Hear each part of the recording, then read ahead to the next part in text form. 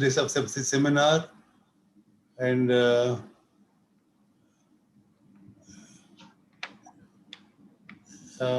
others I'm not able to recognize.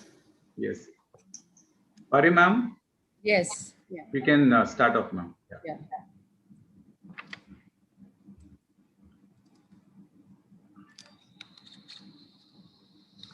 So very warm good evening to everyone, to all the participants who have joined this session, the guests, people from different walks of life,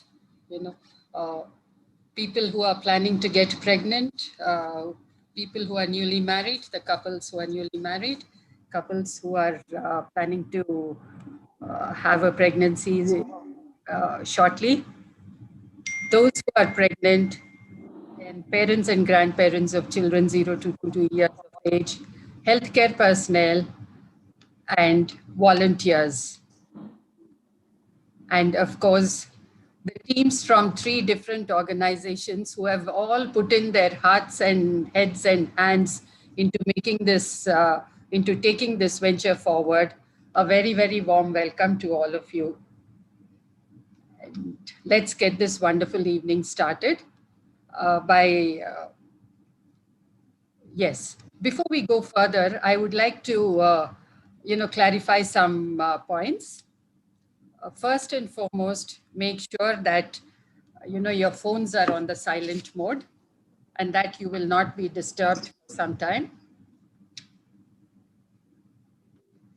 And for the information of everyone, this is only an awareness or a curtain raiser program on what is to follow over the next couple of months. So all the topics by all the speakers would be covered in a very brief fashion. It's just like a tasting session. So each speaker will be speaking just for about 5 minutes, and then giving you'll have a summary or the key points that need to be taken home and dwelt upon. So, and we go from one speaker to the other.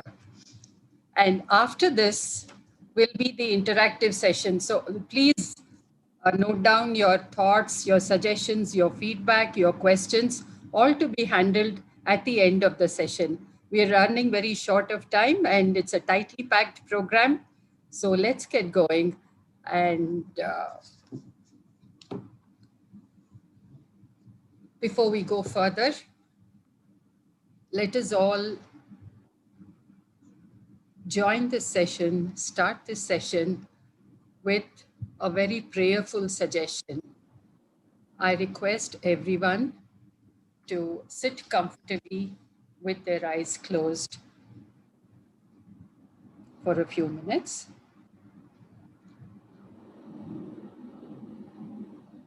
Sit comfortably. Close your eyes. Take a deep, slow breath in and a deep, slower breath out.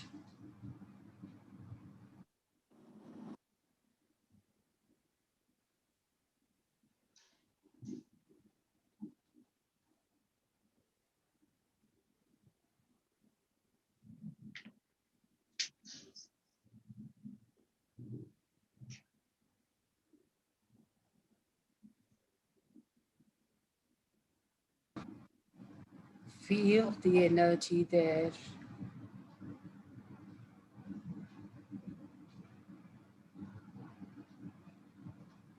Go deep inside.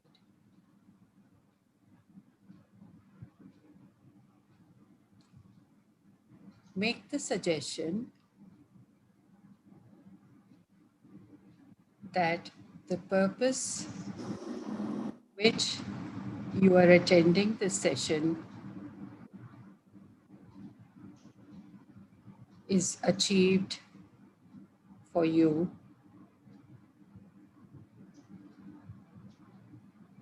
for today and for always.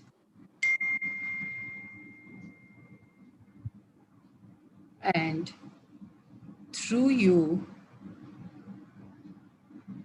for all the people who will be coming in contact with you now and always.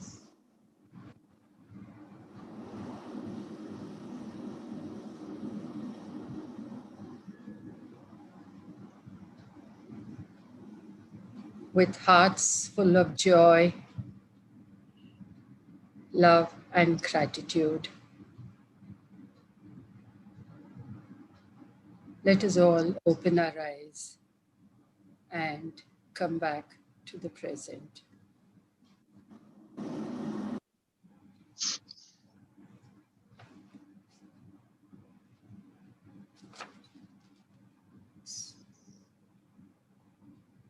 So, very warm good evening to all attendees. A very special welcome and thanks to the 3 non-governmental organizations that have put this program together. So this program is being organized by the Genome Foundation,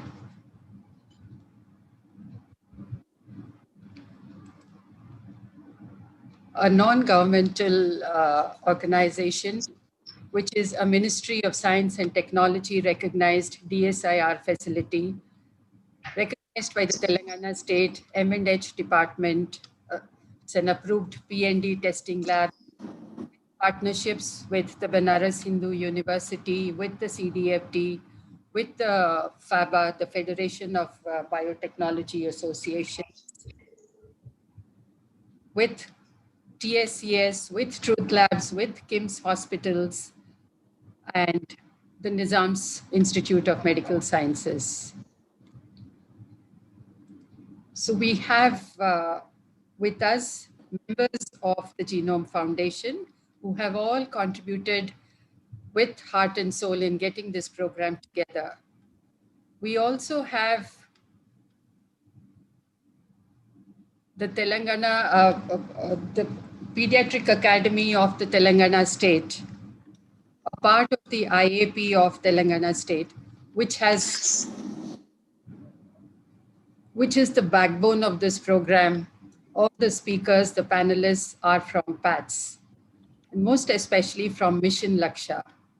So we welcome the team from PATS and Mission Lakshya. We also welcome the team from the Heartfulness Institute, who have been equal shareholders in terms of responsibility and putting in resources and getting this program going. Thank you all very much. At the outset, I would like to request Dr. KPC Gandhi to say a few words of welcome to all the dignitaries who gathered here. Good evening, everyone.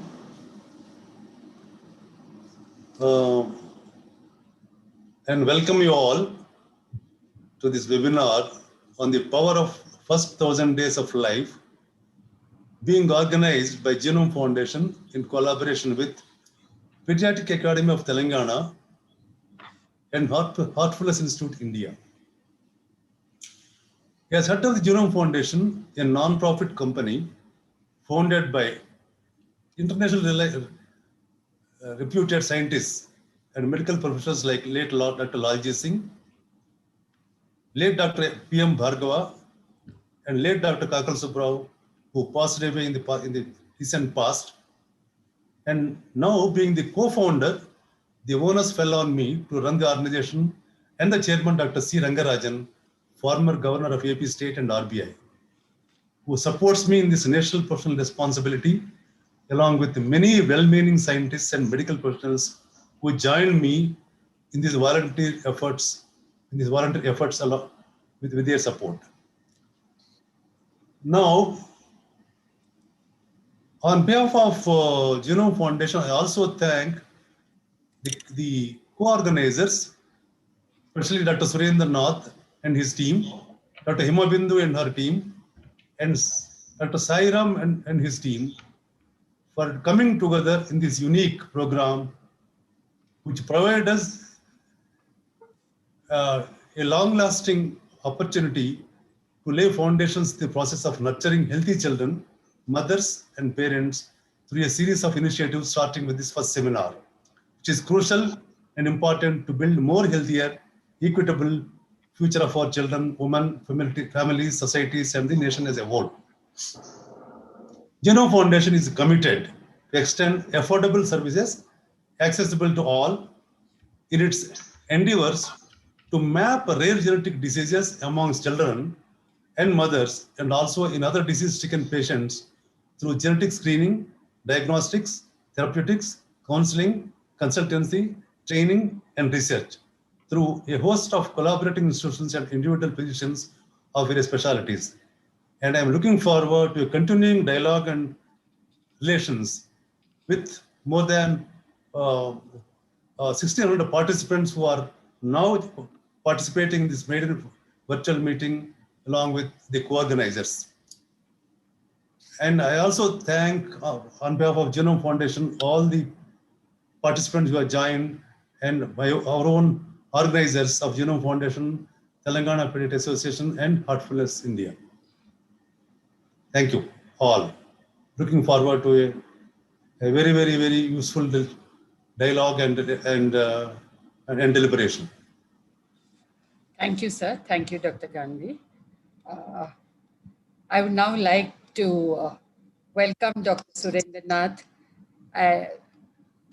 and ask him to say a few words on the program. Sir, I think is not there, ma'am. So would you, Pawan? Yes. Yes.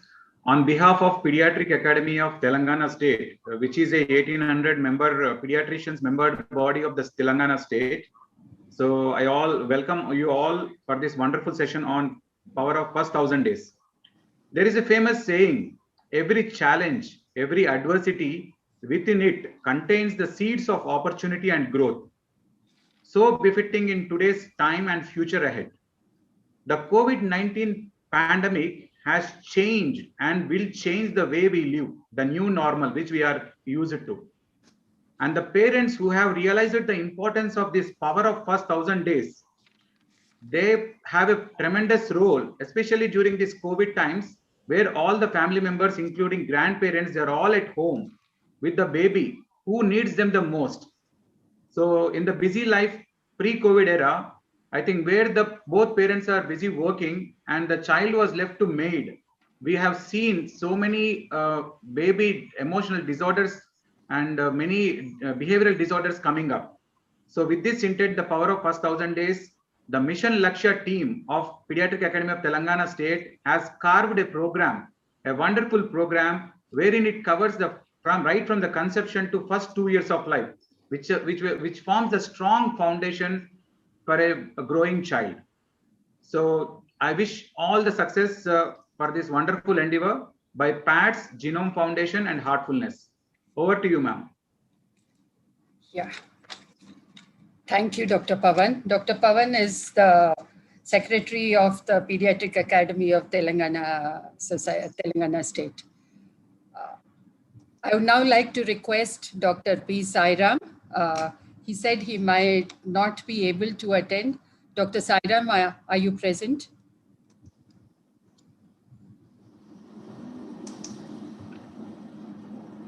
Sirisha, is Dr. Sairam not there? He has another meeting. He said if that gets over early, he'll be able to attend. Yes. So on behalf of Dr. Sairam, I would like to give a short introduction to the Heartfulness Institute and how. So the Heartfulness Institute is a body that is part of the Sahajmarg Spirituality Foundation, which is the social service wing of the Sri Ramchandra Mission, which was established in 1945 with the purpose of teaching universally the methods of meditation worldwide. So it has a presence in over 190 countries with over 13,000 trainers globally. And these trainers and the millions of practitioners globally, they come from all walks of life, all backgrounds, socio-cultural, ethnic, religious, professional backgrounds. And trainers do come from all backgrounds. So we have heads of nations, we have illiterate farmers, housewives, students, corporate leaders, all trainers from different backgrounds.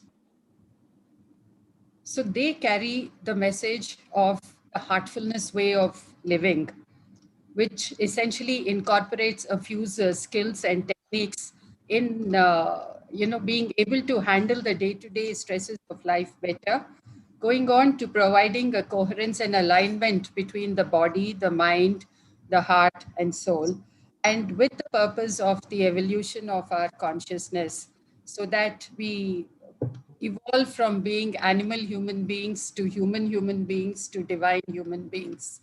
So all of us, we are somewhere on this wide spectrum of, passage. So with that in mind, the Heartfulness Institute has been conducting a series of programs, initiatives in all fields of life, from educational institutes to villages to, health and well-being. There's a very massive COVID care program going on right now. Then wellness programs, corporate training. I mean, all walks of life, there are connects. They go as C Connect, We Connect, and so on. U Connect is the University Connect. So for those who are interested in knowing more about this, I would advise you all to go to the website www.heartfulness.org. There's a wonderful magazine there that caters to a number of topics. Please, browse through the magazine as and when you get the time. There's a wonderful app too, YouTube channels. So it has a very large, very active presence on the media, on the digital platform. So please go and look that up. So this venture today is, by the collaboration of the Genome Foundation, the PATS, and the Heartfulness Institute. On behalf of the Heartfulness Institute and all the volunteers here, I welcome every single attendee to this session. Thank you all so much. So, Ma'am, Dr. Himabindu Singh, ma'am, Program Director is here. Yes, the Mission Lakshya Program Director, Dr. Himabindu Singh, she is here. I think we'll ask Dr. Himabindu, the icing on the cake is at the end. So let's save the icing on the cake for the end, Doctor, because that will be the best part. She will give the wrap up for this program, the origins and how to take it forward. So without further ado, let's get to the crux of the session. Now, what is this 1,000 days? What is the importance of 1,000 days? And weren't these 1,000 days there before? Why suddenly is this new jargon coming up? So, Dr. Pawan, can you throw some light on this? Yes, ma'am. Yes. The first 1,000 of life, like first 1,000 is of, it's like I can say it's a human life. Every human being on this planet, they have the first origin, like.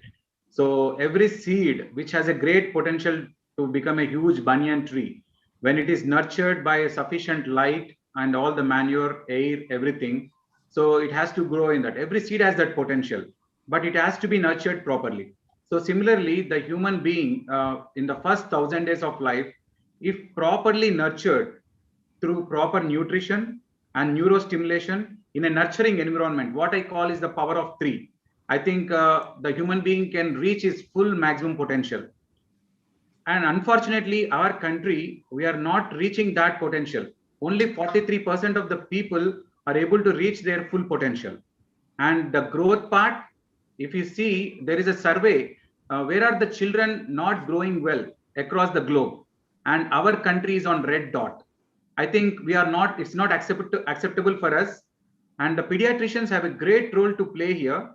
And we are going to see right from the conception, the first 1,000 days spans from right from the conception to first 1,000 days. It forms the very crucial window of opportunity.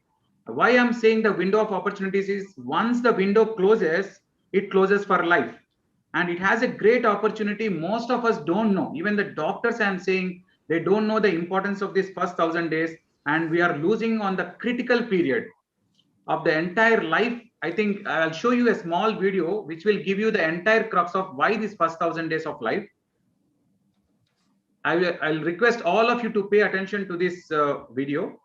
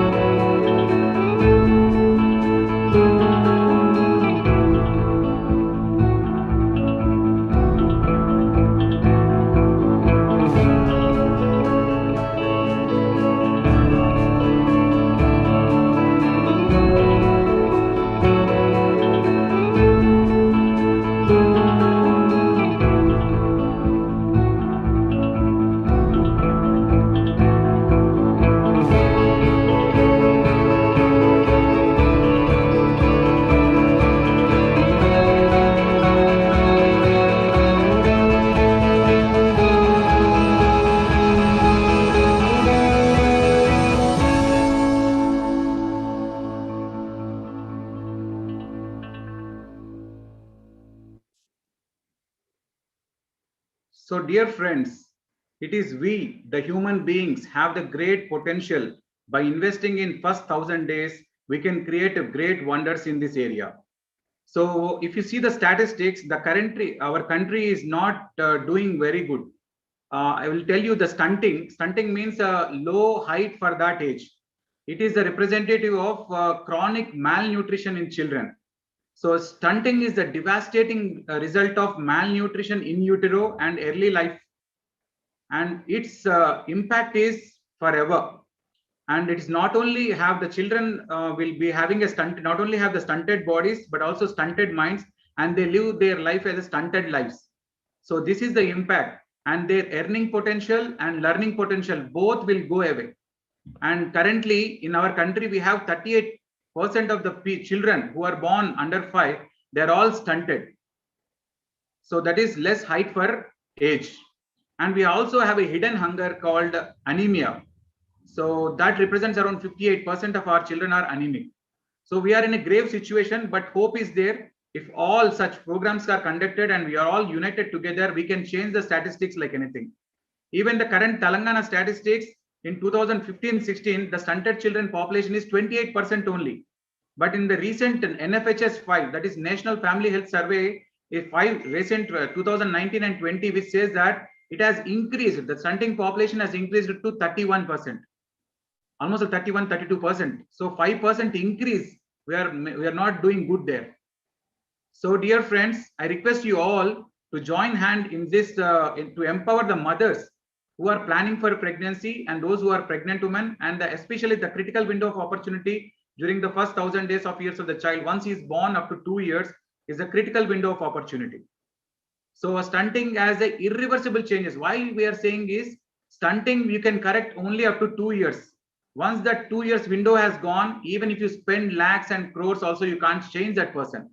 So that is the power of this first 1,000 days. So let us not miss that opportunity. So Pari ma'am. Yes, yes. Thank you. And there are interventions. I would like to tell you, there are high quality and they are proven high impact interventions are there. Just remember only 3 things: the power of nutrition, the power of neurostimulation in a nurturing and caring environment. If you remember these 3 things, And I think these three are all, they are not very they are not very costly things, and we don't need to invent a new drug, new vaccine to do this program. I think every parent, if they take care of this first 1,000 days, I think it's a very great investment. The return on investment is the highest, I'm telling you. For every dollar spent on a newborn child or prenatal programs, I think the return on investment is almost $35. Nowhere you will get that investment, return on investment. And this is going to shape the future of the nation, who is the child. And we pediatricians have a great responsibility, because we are the people who are taking care of the child right from the birth till the 2 years. The critical window, 730 days, is in our hands. And the another critical window, that is 270 days, are in the hands of the obstetricians. So if we all do as a catalyst, if we really empower the parents in these first 1,000 days, we can really create miracles. And it's going to be, I think everybody should think it is a national emergency. This is going to be, it's a very unique opportunity, but if you miss this period, it's a national emergency, a silent emergency, I call it, and use it or lose it. This period is such a thing that if you use it, what I mean to say is the structure of the brain has formed in the womb itself, but the wiring has not formed. The wiring has to form up to 2 years, and the maximum wiring, that is the connections between the neurons, happens in the first 6 months. That is 500 trillion connections the brain has the power to form. Until 2 years, it will form 1,000 trillion connections. If you are using those connections, well and good. If you are losing, and you are lost it forever. So that is my message. And I request, and the newborn brain, I'm telling you, right in the womb, the brain is very important. I would like to say one word about brain. So the newborn brain, it occupies 2% of the body weight, but it controls the 98% of our body functions. The entire control room is getting formed in the first 1,000 days. And any deficiency, any simple deficiency, I will tell you, a folic acid deficiency can create a neural tube defects.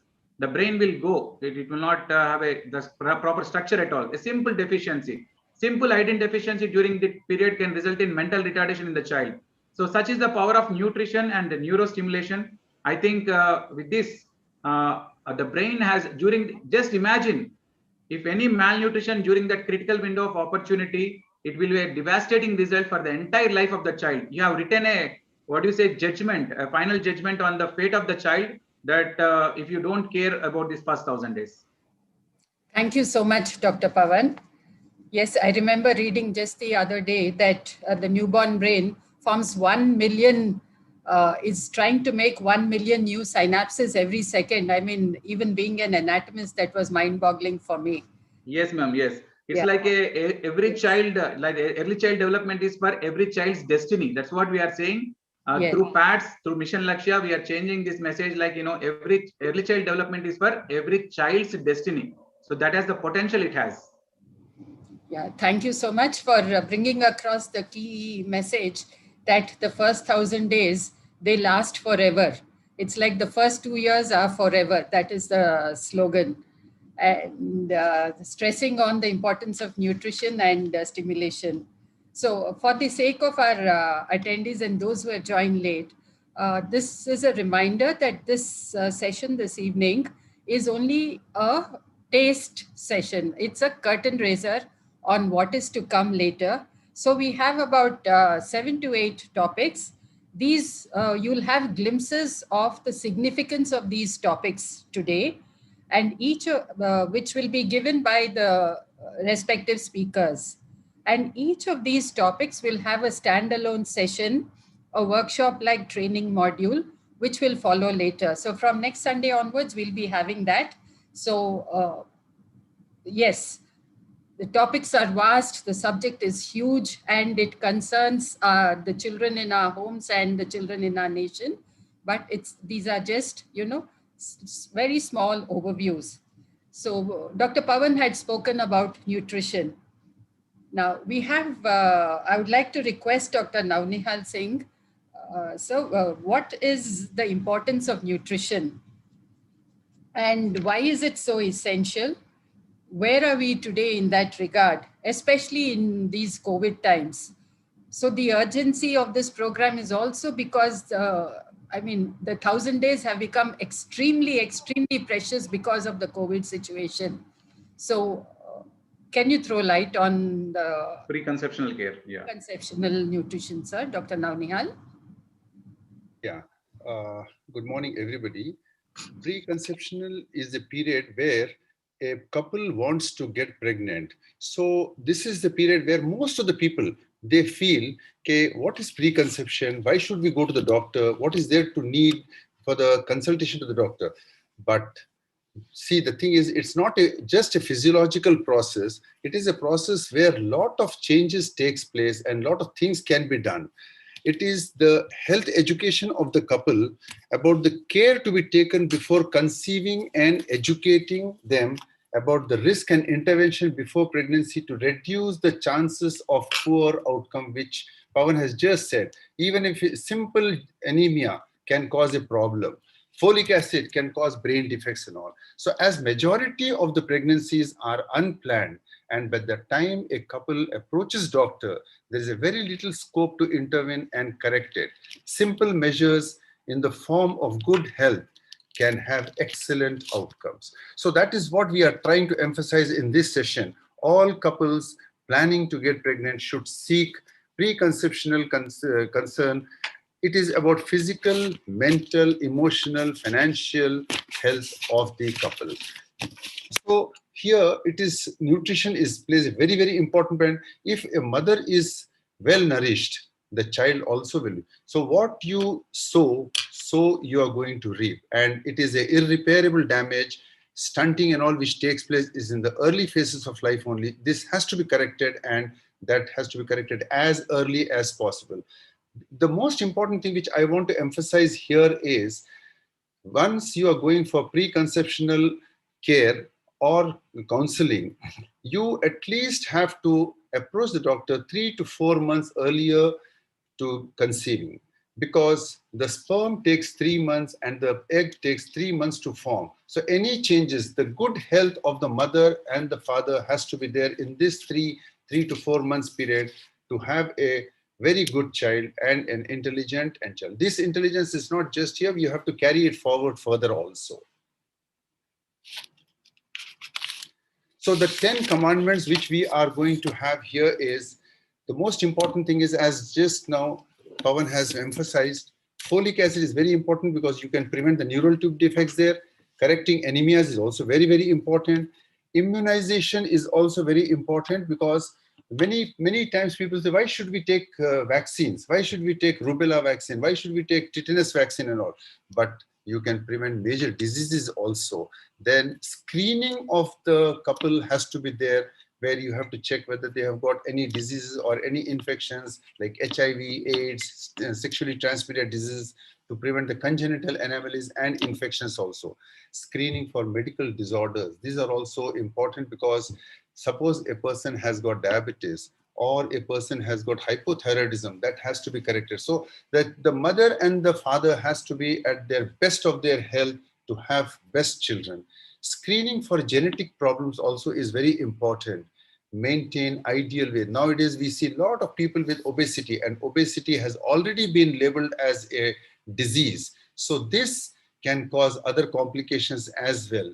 The other important thing which I want to emphasize in addition to the nutrition is, like, avoid substance abuse, especially alcohol, tobacco, and narcotics. People used to feel, okay, I'm having alcohol outside or I'm smoking outside, I'm not doing it at home. But that has got an effect on the sperm as well. Smoking, whether it is active or it is passive, has got a bad effect on the fetus. Not just this, it is also the environmental toxins also. What we use it in the house or what we use outside also is also harmful and dangerous. You should have a good interpersonal relationships and family environment. So many a times it so happens, by the time a mother comes to the doctor for the checkup, it's already about 1 to 1.5 months. And by that time, organogenesis has already formed, the heart, the brain has already formed, and the damage has already taken place. So we can prevent all these damages. We can take care of all this by proper taking care, preconceptional, proper nutrition, immunization, and having proper diet and all. So this is what is very, very important about the preconceptional care, because this is the seed which you are sowing for the foundation which is going to come in future.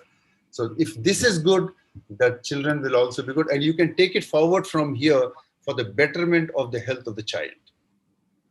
Thank you so much, Dr. Navnihal, for bringing out the message that a healthy seed and healthy soil, I mean, it's a cliched metaphor, but very apt.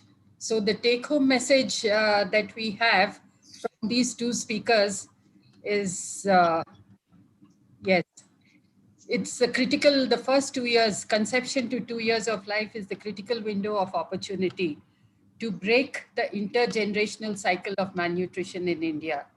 And once this window closes, it closes for life.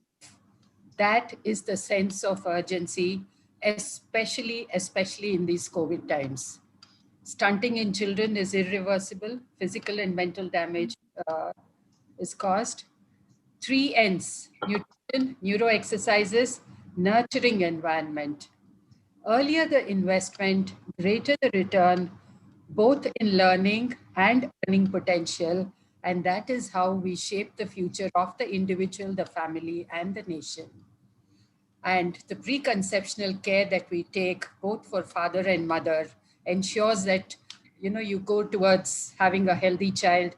Folic acid supplements, correct anemia, immunization, or screening for diseases and infections, avoiding substance abuse, environmental toxins, and good, harmonious interpersonal relationships, which form the backdrop for everything. Thank you so much. Thank you so much. So this is about, preconception. Now, conception has occurred. Now, what is the care that a pregnant woman has to take? What are the factors? What is the situation now in our country and globally? And how much of a role does maternal care, especially maternal nutrition, have to play in this? Dr. Sri Sailam, would you please share your thoughts on this with us? Yeah, Namaste. I am Dr. Sri Sailam, pediatrician. I congratulate you all for attending this program and being as an ambassador to the next generation. So all those people who have listened to this topic are very lucky enough because they could be of some help to the future building. So I'll be talking about what are the care that has to be taken during pregnancy. Dr. Navnihal Singh sir has excellently told that for a pregnancy, the care should start not after conception. That is approximately 3 to 4 months prior. So only a healthy seed, that is a healthy sperm and a healthy egg can lead and give a good child. So during pregnancy, what they can do? So I'll be talking about the 270 days of the 1000 days. So pregnancy at a normal time is really a challenge. But during COVID times, it becomes very more complex, very more tough. Why? Because there's a period of lot of uncertainty. There's a lot of fear in the family, fear in the pregnant woman itself, whether she might be affected, whether the fetus might be affected, whether she'll get a proper care.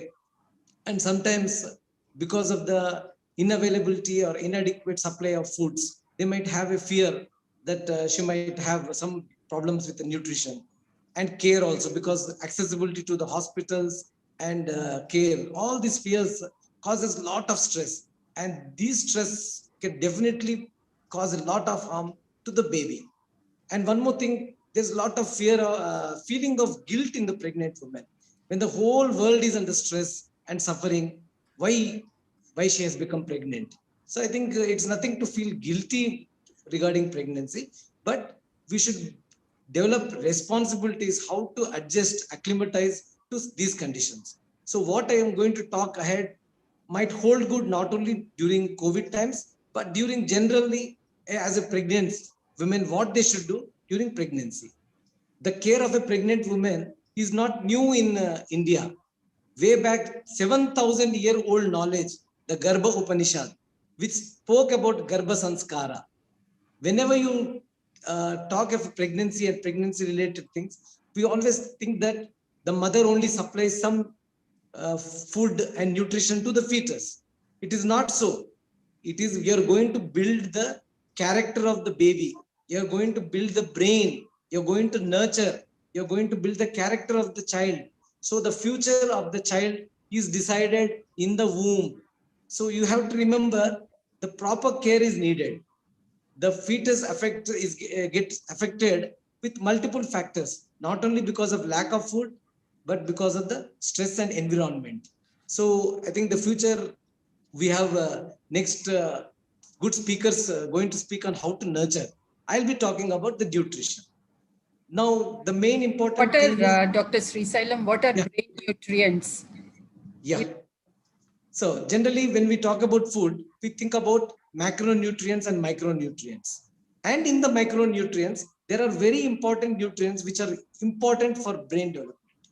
And this period between the conception to the 2 years of age is very, very, very critical. Now, what does critical means? Suppose if the mother does not get a micronutrient like iron, which is very important for the brain development. So what happens? The child is born, he's been reared up. After 2 years, you find out that the child is having deficiency of iron. Even if you're going to supplement iron later, the child will get delayed problems. They have mental retardation problems. The development is very poor. So is the case with any other micronutrients like zinc, which is very useful for immunity. Suppose if the mother does not take zinc during pregnancy, there are a lot of problems with the immunity of the baby itself. So mother's role has a very important, and the nutrition is very pillar in a successful pregnancy. Now, what Dr. Nauniyal Singh sir was saying, why preconception care is important. Now, for example, somebody gets pregnant. When she realizes, Yes. this So, is to the audience, when does a mother realize that she could be a pregnant woman?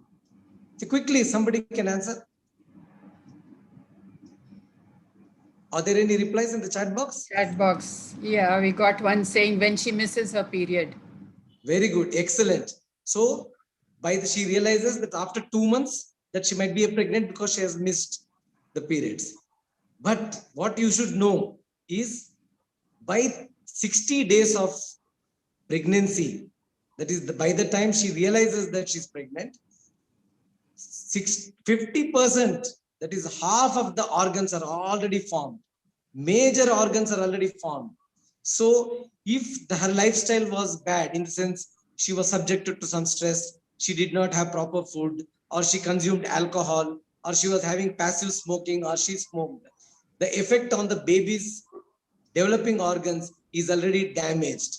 So that was the importance of Dr. Nauniyal Singh sir saying, at least 4 months you should be prepared. So by the time you're planning, you should plan that you want to become pregnant, then you should plan 4 months prior only.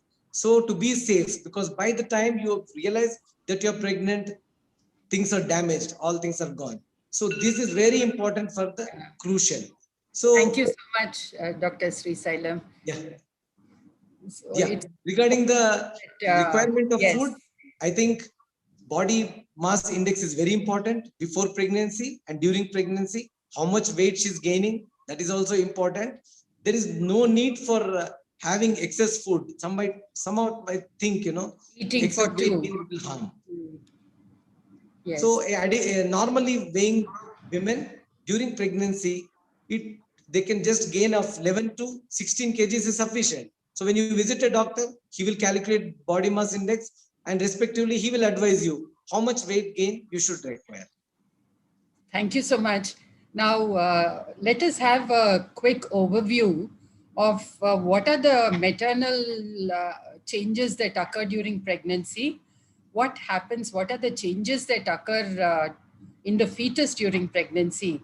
And also, what is the impact of this COVID stress on pregnancy these days? Because just the other day we were reading that, more than 20 million children, an additional 20 million children have come to below poverty level in this last 1 year. 20 million children, being handicapped into the red zone just in this last year.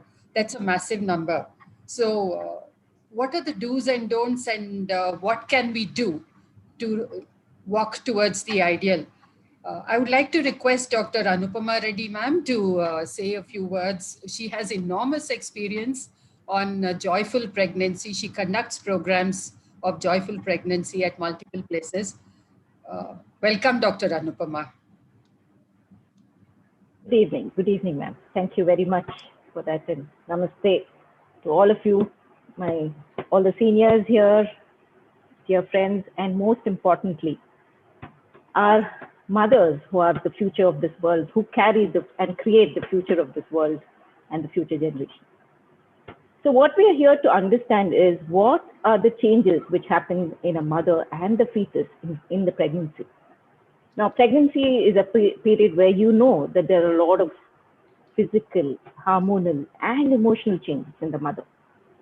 And at the same time, the fetus is rapidly growing, not only physically, but also in that nurturing environment. The brain is growing rapidly for this baby, as so well elucidated by our previous speakers. So during the first trimester, the pregnancy is split into 3 trimesters. During the first trimester, what happens is the mother has less evidence. I mean, she hardly knows that she's pregnant other than the fact that she's having nausea and vomiting. But the baby is growing, and what happens is as early as 8 weeks, when most mothers, like you said, so many answers saying that, you know, when they miss their period that they know. But a lot of mothers don't even know that by 8 weeks of pregnancy, the baby actually has a sense of touch. So if the mother touches the womb, then the baby inside actually feels the mother's touch. Now, in the second trimester, the baby is, we call it as a golden period pregnancy, where the baby is beginning to grow rapidly. And it has a lot of events like kicking, dreaming, and it gets intense sensations of what the mother is eating, smell, and also hearing. So what we need to understand is hearing happens somewhere around mid-gestation, around 20 weeks, when you're 20 weeks pregnant. So you know that baby inside the womb is actually able to hear what is around. So how do you influence through the environment around? In the third trimester, you'll find the baby is actually learning and memory is also developing for the baby. And here, as everybody has been telling, the neuronal growth, 2.5 lakh neuronal cells per minute is produced in the pregnancy at this period.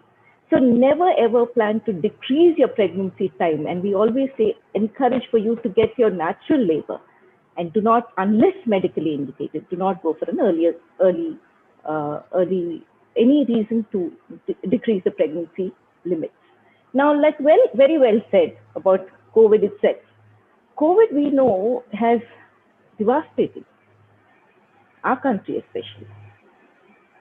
And at the devastation level, I don't know whether to say it's only the below poverty line, but I see there's an epidemic of stress in every individual. And particularly to mothers, to expectant mothers, stress affects in a very, very intense level. It has a very negative impact. What is known through science is that it can actually produce preterm births. Up to 25 to 60% can go to preterm births. There is intrauterine growth restriction because there's less blood supply which goes to the baby if the mother is stressed. And more importantly, these babies go into behavioral problems of stress, anxiety, depression by the time they're 4 to 5 years of age. So bringing in a generation full of behavioral disorders, and that is where we need to impact our future generation through positive hormones, through positivity. And that comes through all the discussions that we have, is through meditation, which is going to be taken up by Dr. Sirisha so well, and breathing techniques. These are the ones which will give positivity to the mother, which is very, very relevant in this COVID time. What are the do's and don'ts? From ancient India, even Swami Vivekananda, just 150 years ago, said, it is the prenatal influence which causes the impetus for the child to do good or evil. And this means there are a set of things that we should do and we should not do during pregnancy. And this modern science is clearly telling us through experiments. And what are the do's? You have a positive impact to the baby through a positive touch, like we said. Maternal touch helps the baby to have a positive stimulation. Have good sounds around you, soft music. Rock music is supposed to actually cause the baby to be emotional crisis. So soft music for the baby. Have a variety of foods, not for nutrition only, but for implanting the idea that the baby should have no junk food, eating good food is generated in the womb. Also, we need to see good things, Mainly, mother has to have a healthy body, more importantly, healthy mind, completely avoid your stress. And the father, the family has got a huge responsibility to give that love and respect for the mother so that the baby grows in that nurturing environment. The mother goes through deep relaxation techniques. And this all accumulates into prenatal bonding. And prenatal bonding is the bedrock for all the future infant neuronal connections.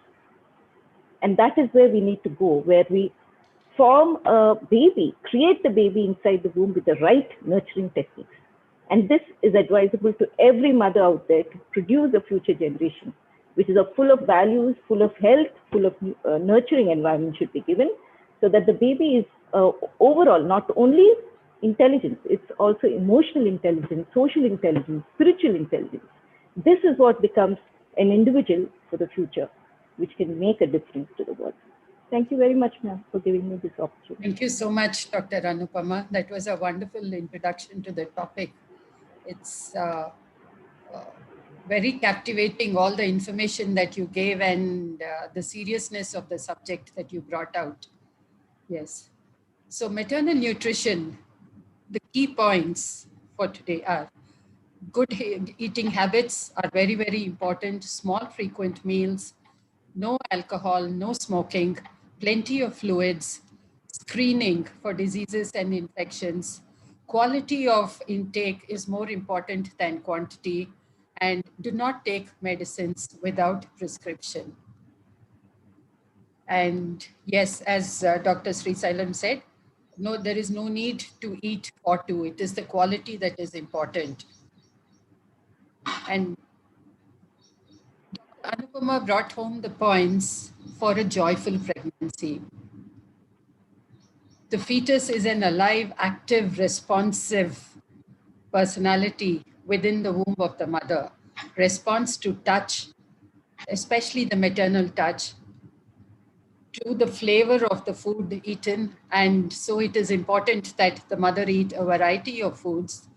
It responds to auditory, it responds to music, it responds to other auditory stimuli. And so it is important to provide that stimulation and nurturing, and also visual stimulation, but not the noisy TV and other social media stimulation. It's very important for the mother to have a healthy mind and a healthy body, and have the healthy emotions and the healthy hormones flowing within her. And the father has a very important role to play. And together, the environment around the house, they should be, part of a harmonious environment at home. So here, deep relaxation methods, meditation methods have a very important role to play in providing the harmonious environment. And especially most important is stress.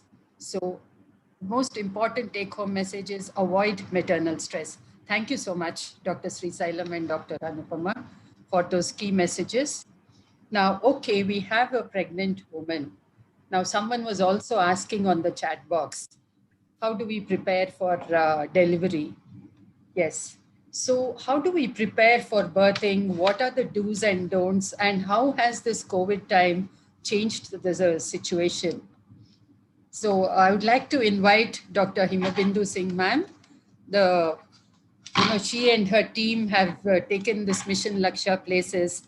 So Dr. Himabindu, please share your thoughts on preparation for birthing. Where, how, and why is preparation needed? Yeah, thank you. Actually, thank you, madam. I had some connectivity issue. I just joined through the mobile. Thank you, Dr. Pariplavi, Dr. PATS, and the whole team, and Mission Lakshya. Very, very happy to see that this thing is moving on. This movement of empowering parents is moving on. And of course, we all are a team, and we are doing through this PATS also a number of empowering parents, number of states we already covered. And second phase, we want to reach out to the parents, and we already made a start with your help in Telangana. Well, regarding birthing environment, I would say, this is something which all the parents, once they know they are pregnant, the mother, the whole, actually the whole family, it's a celebration in the family. The husband, the whole family, the in-laws, the parents, everybody look forward for this D-Day, I should say. So they are just looking forward to baby dreams, they all visualize. I know it's such a memorable experience for them. So why not prepare for this D-Day? So in this section, we would be covering about how to prepare yourself for this most beautiful and memorable experience in one's life. It's definitely those who want to be parents. For them, this is the most, I should say, the most beautiful experience and memorable experience.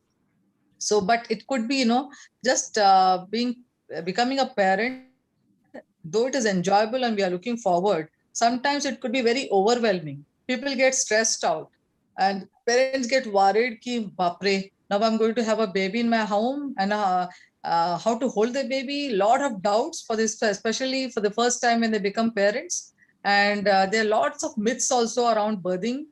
So let us know the real facts, scientific facts. So preparing yourself just like you're preparing well before when you want to conceive. Similarly, preparing yourself to receive the baby will actually help you a lot. So in this preparation, what we are advising the parents is, well, please discuss with your doctor the different modes of delivery, pain management, etc. And be ready for a normal labor. Do not insist with the doctor that, no, let me go for other modes of delivery. So because natural labor is a wonderful experience. And then go and visit the institute where you want to deliver. Look whether you have somebody trained to help your baby breathe, and then keep everything ready at home. And especially if you have an eldest child, so preparing the child, because there could be another newcomer coming in the family, can be stressful to the elder sibling. Then with your spouse, have a good interpersonal relation, good supportive environment to be created at home, and having help at home when you are in the hospital during that at least 1 or 2 days when you are in the hospital. So preparing for other responsibilities to be taken at home. So this is important. And overall, a supportive environment is very important. So when you deliver also, please see that, ensure, the baby is with you. Demand for skin-to-skin contact, early breastfeeding, and you have to prepare yourself for breastfeeding quite early, even before delivery. Having a birth companion is a good idea. They help you a lot. They soothe you, they calm you. In fact, the whole process of delivery becomes easy. We have seen the number of indicators, the section rates come down, and the duration of labor also cuts off. The newborn also benefits. So all these are very important. So this is having a birth companion. You can choose anybody from your family to be with you during those hours. Being physically active, including the first stage of labor, is important. There's no need for you to just lie there. Being positive, having music around you, and welcoming the child is very, very important. So immediately, as I said, ensure skin-to-skin contact. Breastfeeding in the labor room is possible. Early, immediate breastfeeding is what we are all advocating. So that is very, very important. There's no need to hurry to take a bath, give a bath to the baby, and no need to remove the vernix. There's so many do's and don'ts. So there's no need to clean the eyes, nose, nothing. Just wipe the baby dry, skin contact. Later, immediate newborn period, many people have doubts. They say, what are the things to do? We have to remember the size of the baby's stomach is small. So don't worry about your breast milk, other things. The mother, in this other section, we are dealing with all those things. So just give proper attachment position and skin-to-skin contact and relax, enjoy motherhood. That's what I would say. Prepare yourself. And also would like, many people, parents would to know what is the right way to massage the baby, how to keep skin care, hair care, umbilical cord care, and of course, ensure that the child is vaccinated immediately. And then the routine things, birth defects, other things are screened. And I would like to say, we'll cover this myths, do's and don'ts in this birthing section. So enjoying this experience is extremely important. Being prepared and being positive helps you. Thank you. Thank you so much, Dr. Himabindu. Yes.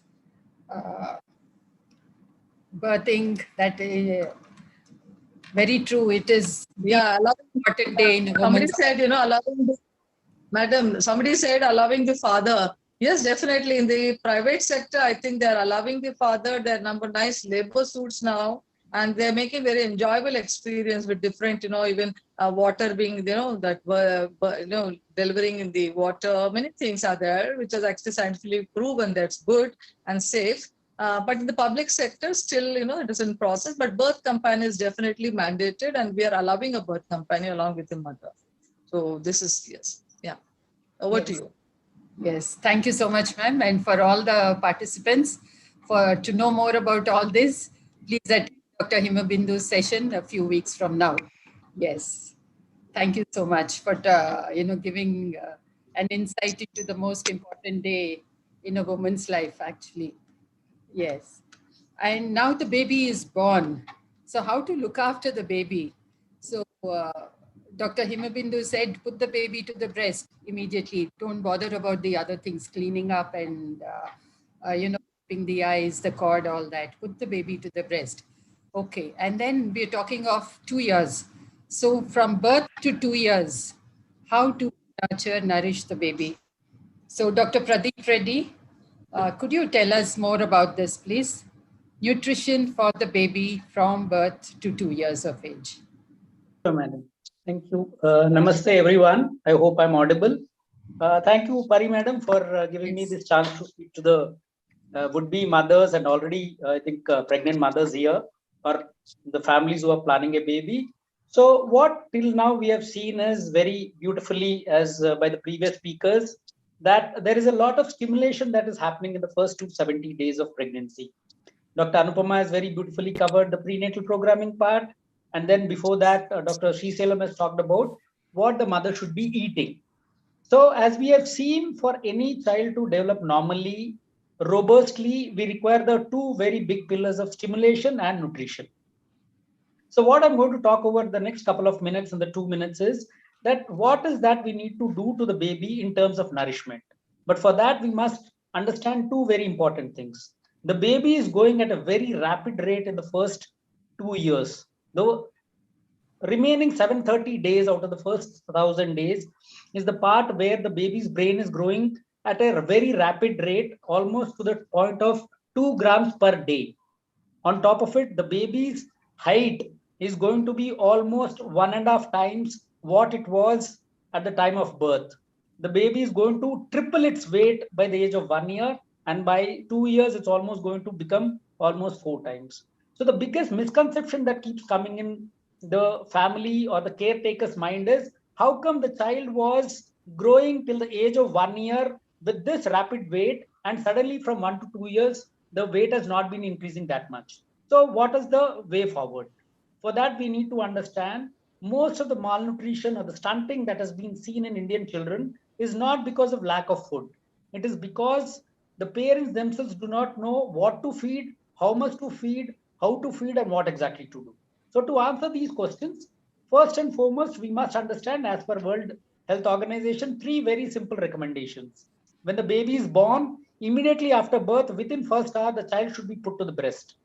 Just doing this one small simple thing can ensure longevity of breastfeeding till the age of at least 2 years and no feeding difficulties whatsoever. Second simple recommendation, the breastfeeding has to continue for minimum 6 months of age exclusively. So till 6 months of age, nothing but breast milk for the child. After 6 months, continue the breastfeeding till the age of 2 years or more. So these are the 3 simple recommendations. Now, what to feed to the child after 6 months? After 6 months, if the child is growing so rapidly, the simplest thing we must understand is the child, other than getting breast milk, should also be getting anywhere from 3 to 5 meals in a day. In the first 3 months, after 6 months, that is 6 to 9 months, let the child get just 3 meals. From 9 months to 12 months, 4 meals. And from 1 year to 2 year onwards, 5 meals in a day, other than giving breast milk. What should be given? Give everything that the family is eating, that the child should be partaking from the so-called family pot. And how is it to be given? It can be given in a mashed form, maybe to increase the caloric density. The simplest thing that you can do is you can add oil, you can add ghee, you can add milk, you can add any kind of cream. So that will improve the energy density and also the variety of the food. And now what to give in the food? it is to be, we must remember there are at least 5 groups of foods that everyone in the family has. So it could be vegetables, it could be fruits, grains, millets, oil or fat, and milk products. So ensure that the child in these 3 to 5 meals in a day, for the first so-called 730 days out of his life, first 2 years of his life, gets all this, but in a consistency which is thick to almost solid. So that is how we need to give, and it has to be given. How is it to be given? The common mistakes that are done are the consistency of the food and the method it is being fed. When you're feeding the child, it has to be given in a very playful manner, in a manner which is non-forcing, in a manner which is non-threatening, in a manner which is not associated with any kind of bribing the child. So it has to be a family event where the entire family sits together and the child is equally involved in eating the food, taking the food by itself, or supporting it in a playful manner. Once you do this, the child is ensured its full requirement of energy and various nutrients like vitamins and minerals. Having said that, the first 2 years, the brain is growing very, very rapidly, and it requires all these micronutrients. The most micronutrients that are deficient in Indian children are vitamin A, iron, and zinc. So other than immunization, when you give nutrition like this, you're ensuring the child gets its full immunity, full defense, full food requirement, and food energy requirement for the child to grow in a manner where he is robust, free of disease, and also the growth and development is optimum. One last thing, during the illness and sickness, what do we do? Please remember, during the illness and sickness, the child requires much more food quantity, much more frequent food as compared to during his normal time. So say a child has got loose stools or cough and cold, where you were actually giving 3 to 5 times in a day. Now you need to give the child maybe 7 to 10 times in a day. But again, in a very loving manner, playful manner, where you encourage the child to feed by himself. And these are the small, simple things that can be taken care of, and that will ensure that the child grows to its optimum growth and has the correct kind of development. Thank you so much, Pari Madam.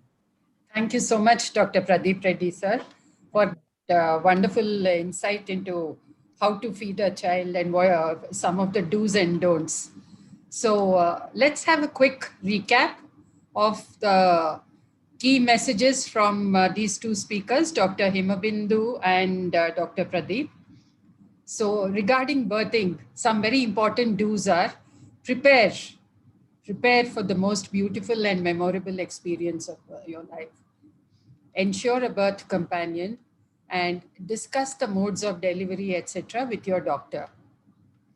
Ensure skin-to-skin contact, immediate breastfeeding, and vaccination. 3 essential do's: preparation, birth companion, contact, and breastfeeding. Don'ts: know the normal and abnormal features and behavior of newborn. Some essential, danger signals of, any pathology that might be there. Basics: seek help in case of concerns of breastfeeding and danger signs. Yes. So you should know when to take help. Do your preparation, learn when to take help. Dr. Pradeep's messages. So infant feeding is a very powerful tool.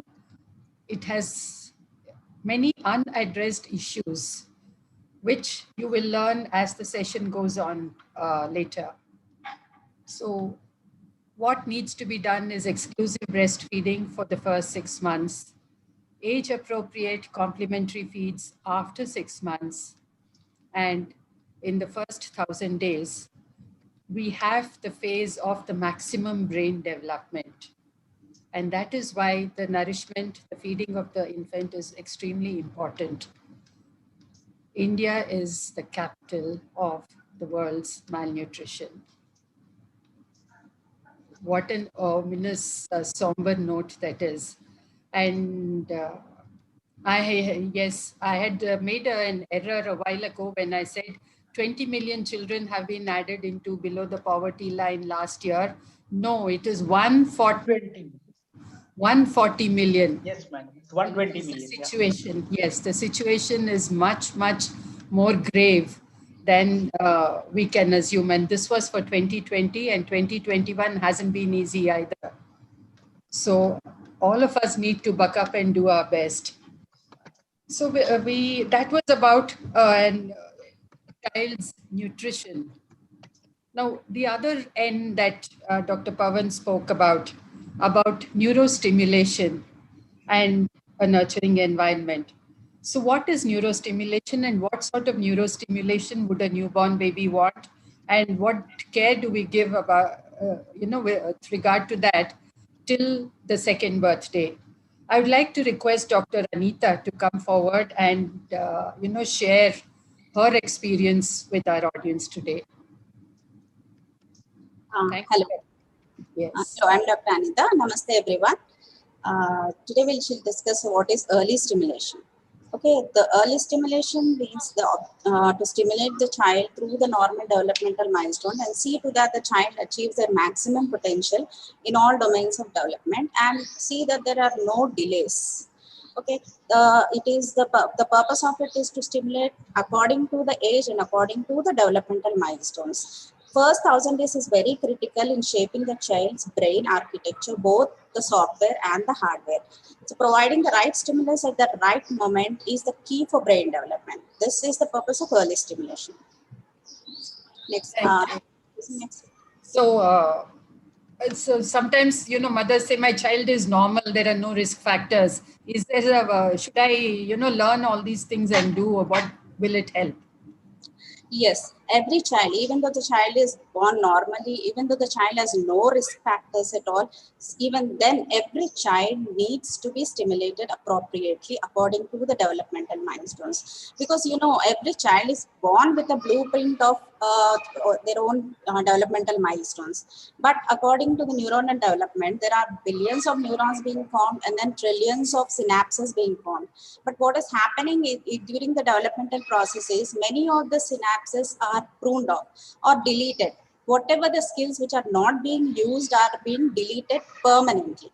So this is where we have to intervene. We have to see that all the skills which the nature has given us should be preserved and developed appropriately to the maximum potential, and see to that none of these skills are deleted. So in other words, as Dr. Pawan has already mentioned, use it or lose it. Whatever the skills which are using, reinforcing and practicing more are being retained, and those that are being unused are being deleted forever. We should not allow this deletion, permanent deletion to happen. That is the purpose. So even every normally born child without any risk factors needs early intervention or early stimulation. Okay. Nowadays, especially with the COVID, so we have children going to the digital media, the gadgets, even more than before, and they are enhancing their skills there. So multiple skills with smart parents, they are able to learn that. But would that be enough? What do you say about that? No, according to the IAP and AAP also, screen time is not recommended for the age group between 0 to 24 months. So appropriately, from 0 to 6 months, no screen should be allowed. And from 6 to 24 months, you can allow screen time for video calling with the parents or some family members. And from 1 to 2 years, you can allow a little amount of screen with guided educational material, provided the parents also are along with them and guiding them and interacting with them. That means the child should never be left alone with the screen. So it happens many a time that parents are busy and keep this TV or a mobile in front of the child and just put on some cartoons or some educational material and leave the child there. That should not be the thing.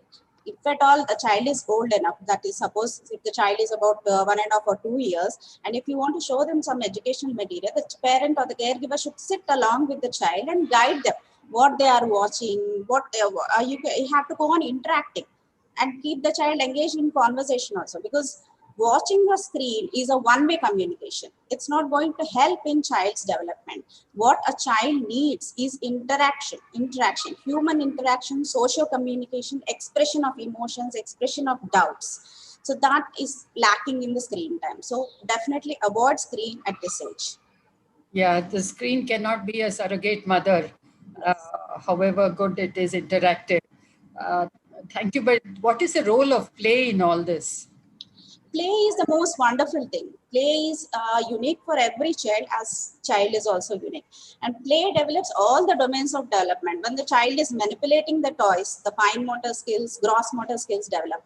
And then when the child is exploring the environment and the toys, whatever, the toys can be any household object also. Everything's around us is a play item for a child. When the child is exploring each and every item, they know the feel of it, the texture of it, probably the taste of it, because the child put it into mouth also.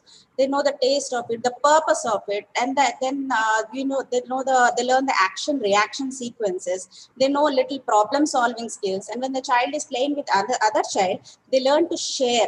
They learn to take turns, and in total, a play, unstructured play, develops all the domains of development.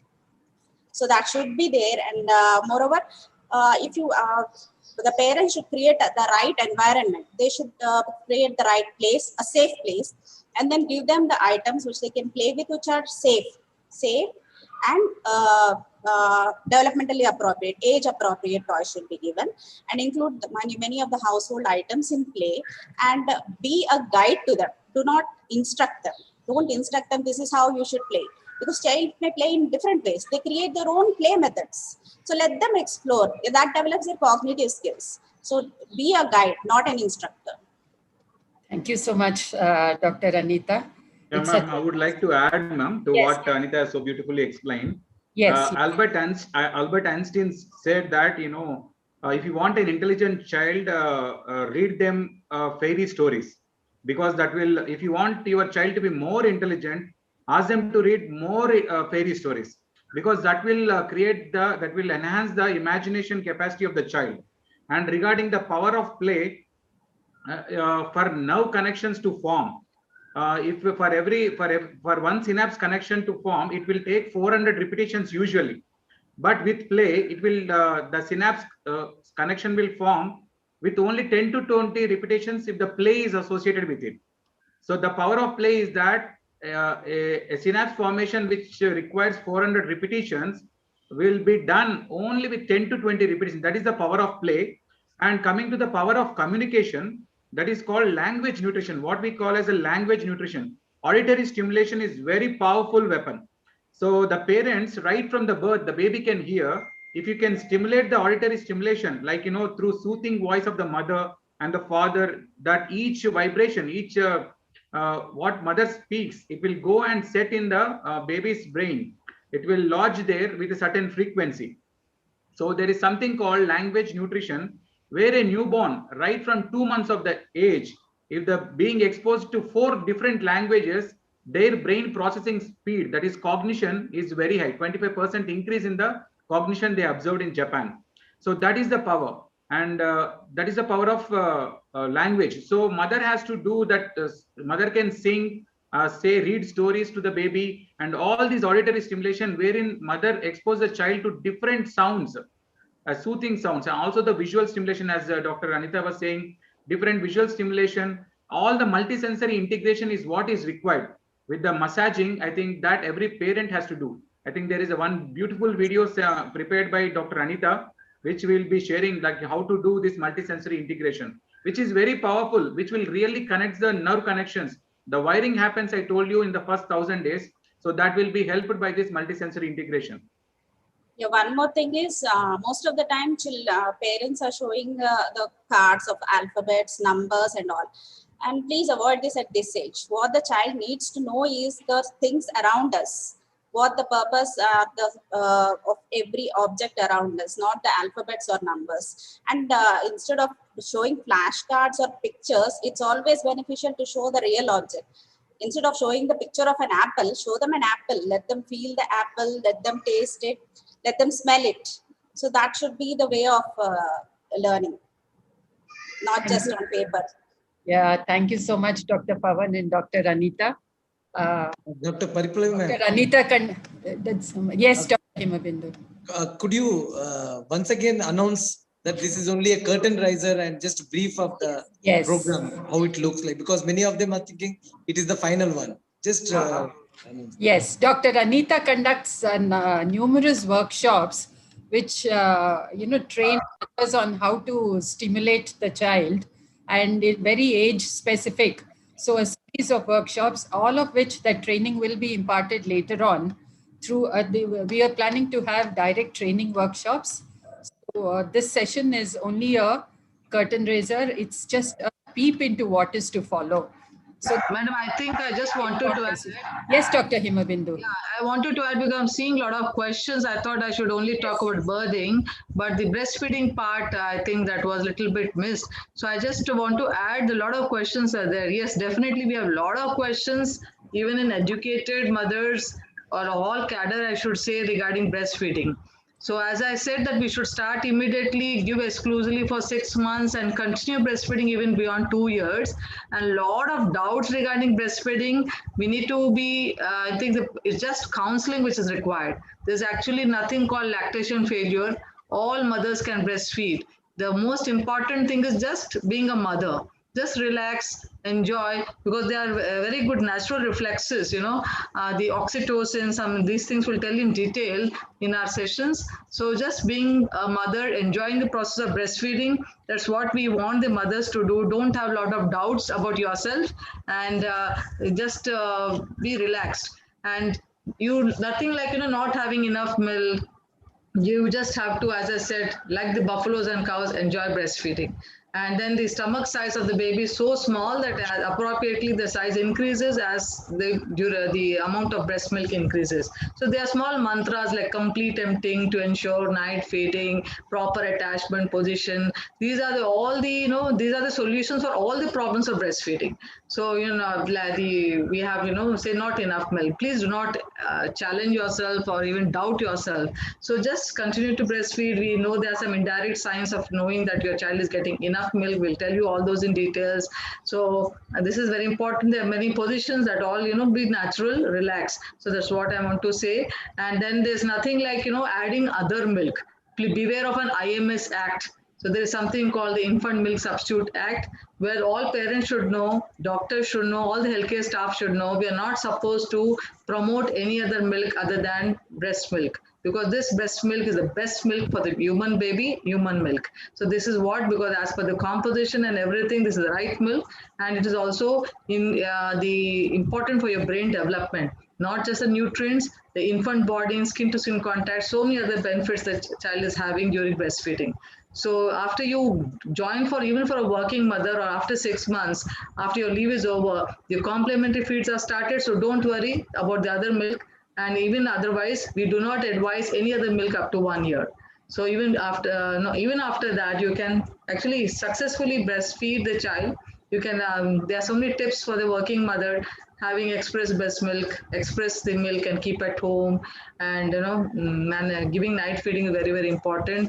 And please ensure that you take care of the child. You utilize the maternity leave or the child care leave which the government is giving. So many other things, because this opportunity child doesn't wait for you, for your career to grow, and he says, mommy, I'll wait till you finish your, because you're due for a promotion or something like that. So this is something you want your, this is by plan, that you are created a child, conceived a child. So let's balance, let's give the child its right.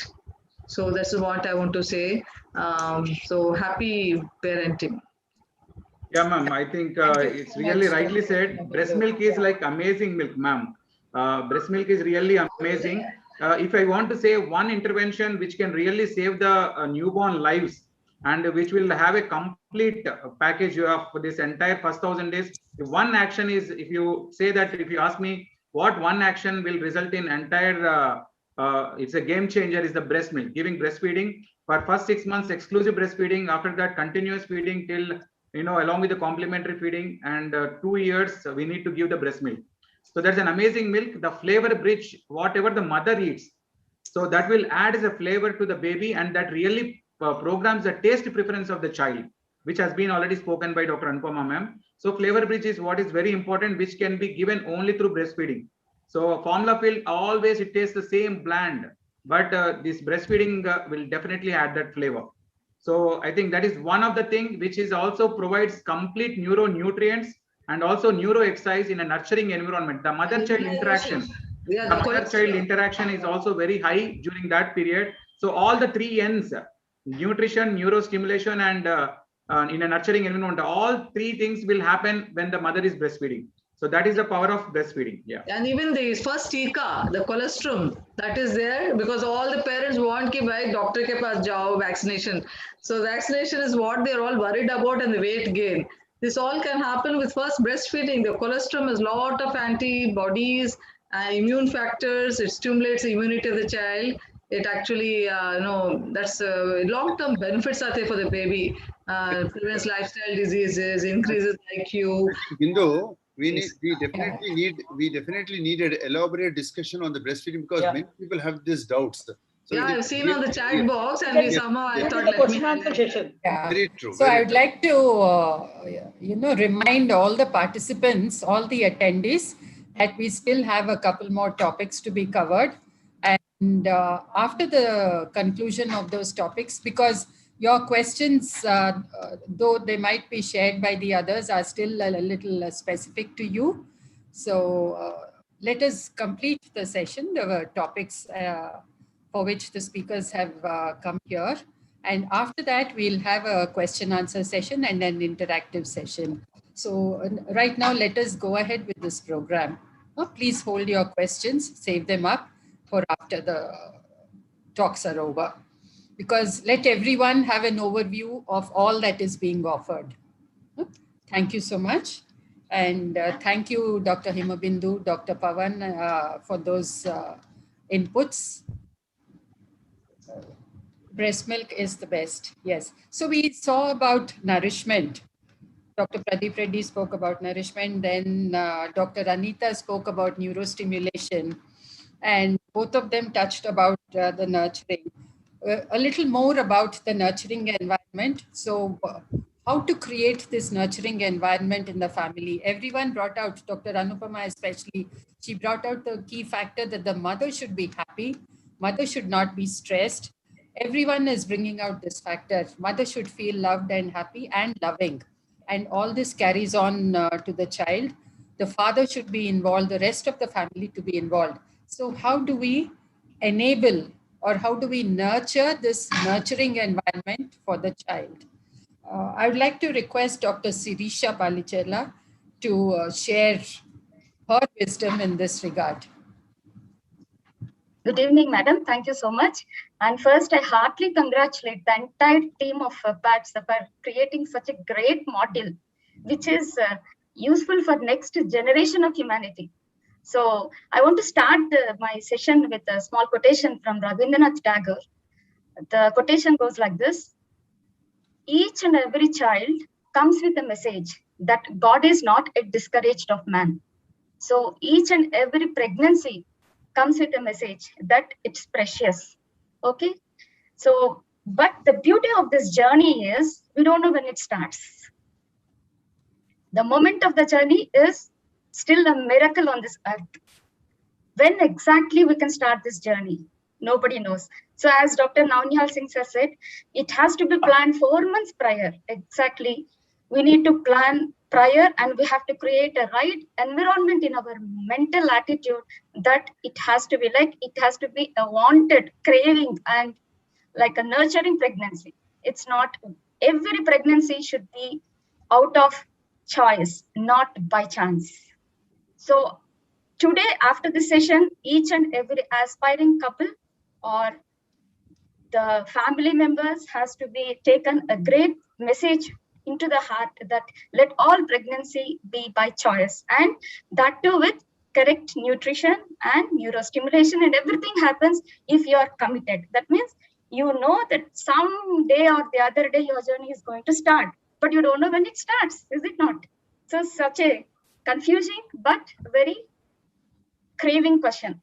So how do we yes, create this nurturing environment? Exactly. So the two important potential people in this journey is the aspiring couple. Okay, they should start the journey. So we plan for many things in their life, right? So the pregnancy planning should be a part of their schedule. So we plan for finances, we plan for careers, we plan for settlement of their professions. So many things are being planned. So in the part of the couple, planning, pregnancy planning should be an important part of it.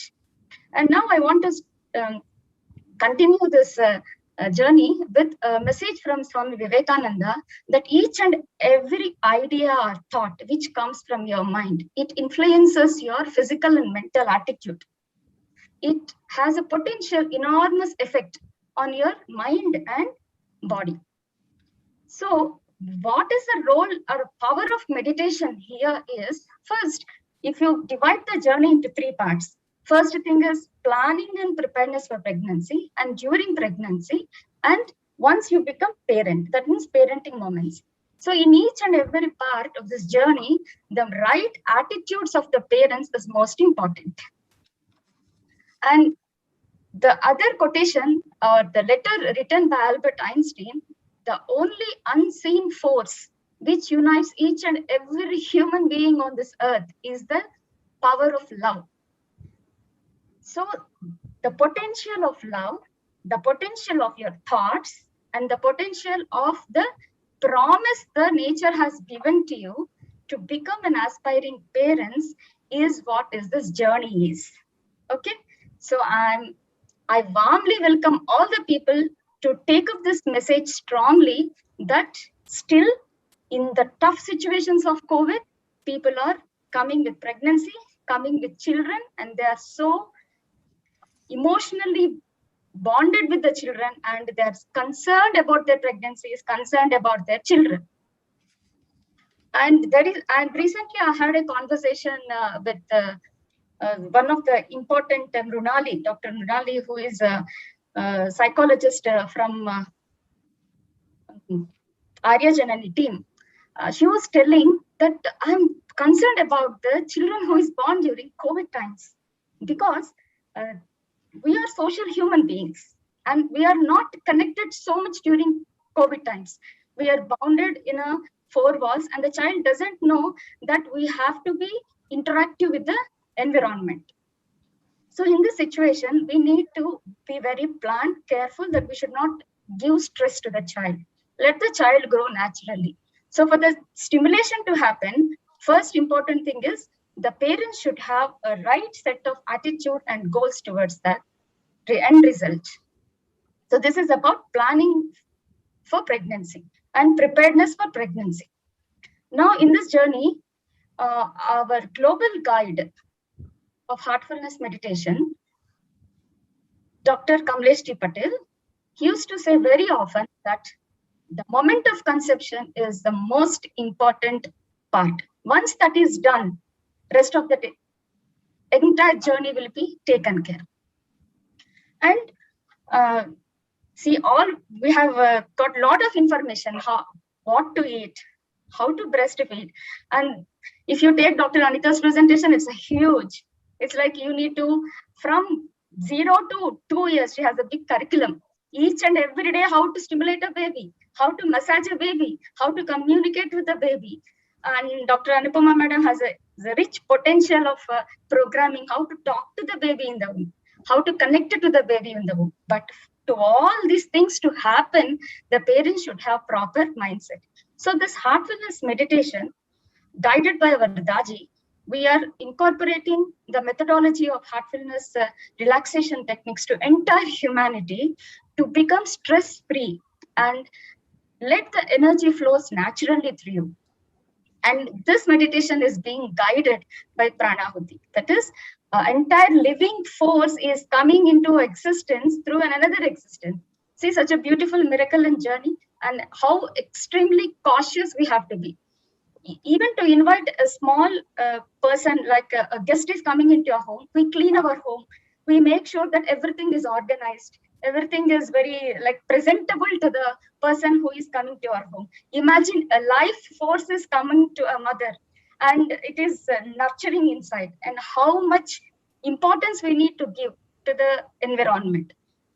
This environment gives you a potential opportunity to balance the hormones, to balance the emotions, to balance the good qualities of parasympathetic and sympathetic system. Each and everything is important for us, but the balancing happens when you are in a good meditative mode. meditation technique is not just a 5 minutes technique. It is like a heartful way of living has to be incorporated in such a way that you make sure that the child is grown inside you with a lot of confidence. And even after the child is born, you have to stimulate the baby with a lot of joy. Unless there is joy in your heart, we cannot just stimulate a baby. The mother is so disturbed, having her own emotions of thinking about something other, something is going on in the background. Do you think the mother will be able to communicate with the child properly? No. So the Raja Yoga meditation helps you to make sure that you are deeply connected to your inner source of divine energy, and the same divine energy is there inside your child, and you are going to interact with the child in a divinely manner. So an entire family is helping to rear a child in a family. So this meditation practices, the power of meditation in pre-pregnancy is it helps the couple to take a decision with clarity and take up this project of the parenting as an important part of their life. It's a lifetime opportunity for a couple. Okay, once the opportunity is given, you have to make sure that it is carried on with a lot of trust of the divinity on yourself.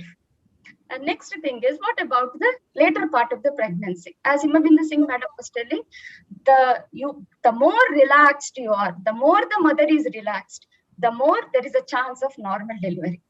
And if the mother is so tightly disturbed or fear for delivery, the chances of going through a cesarean section is high. And the next part is, the most important journey now is from the planning for pregnancy to the journey of 270 days is the pregnancy period. 365 days is first year of life, and next 365 is the second year of life. It's not a small journey, right? 1,000 days is not a small thing. Even to go from here to one place, we plan a lot. And the child is in your hands, totally dependent on the parents. We have to be very supportive and make sure that the child achieves the maximum potential. Thank you so much, Dr. Sirisha. So, yes.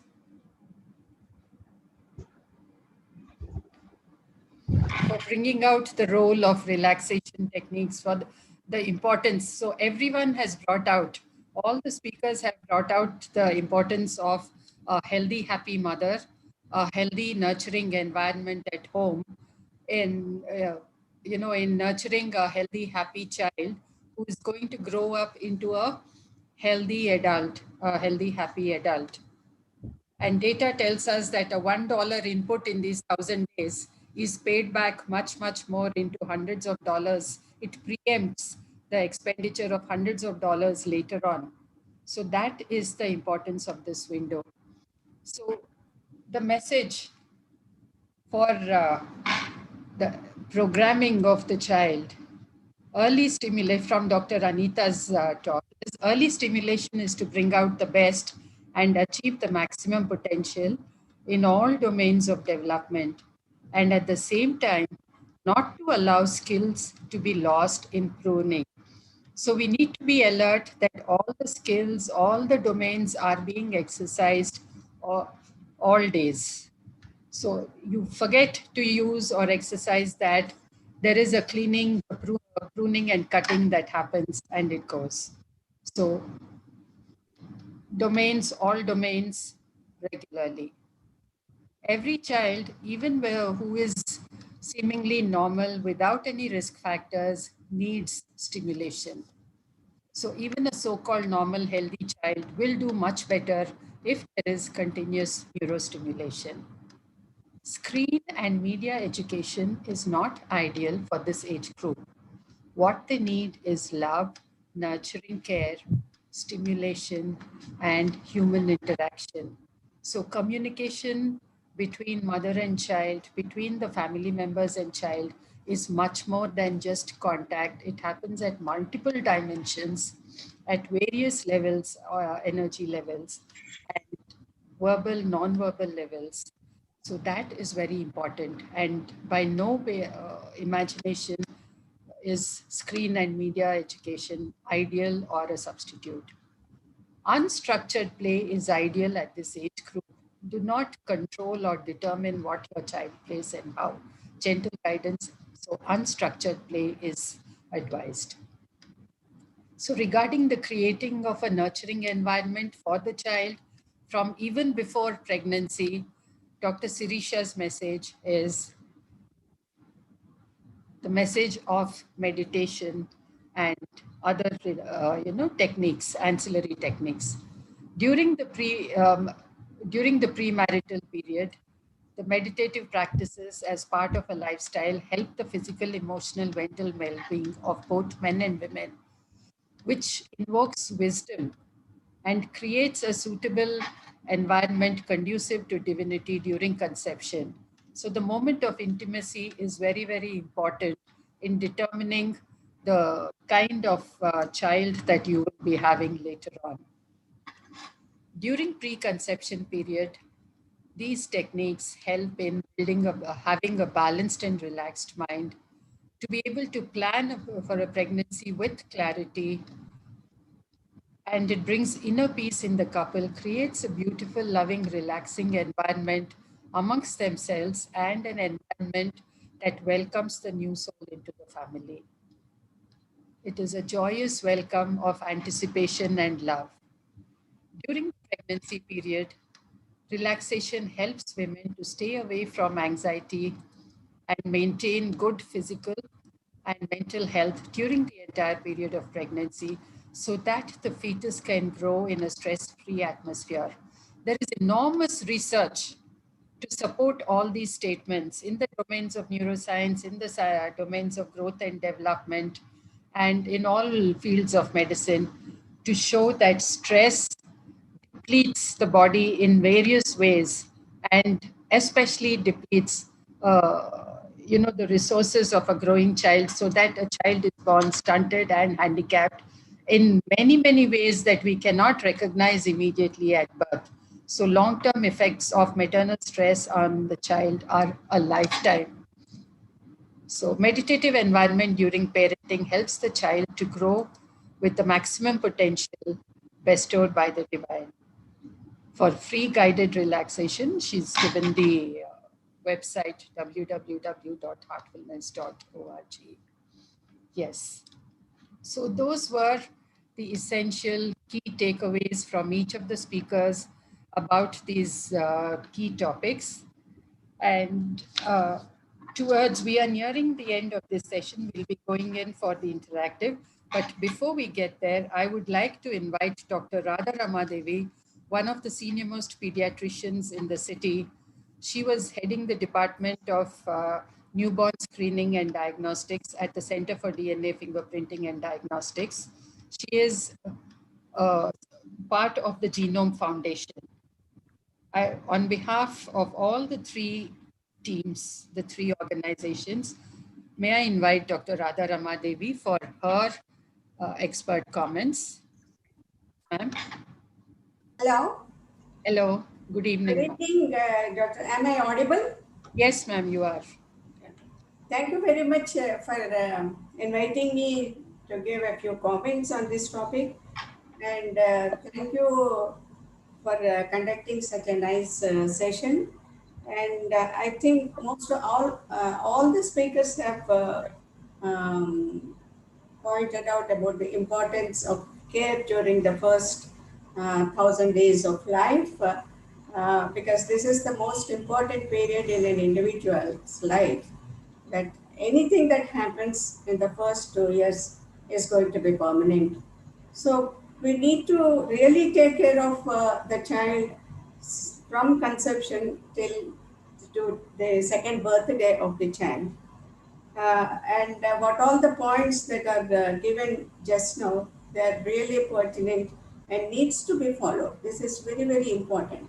See, when we talk about the preconceptional care, I'm sure large number of mothers, they really do not know about the preconceptional care.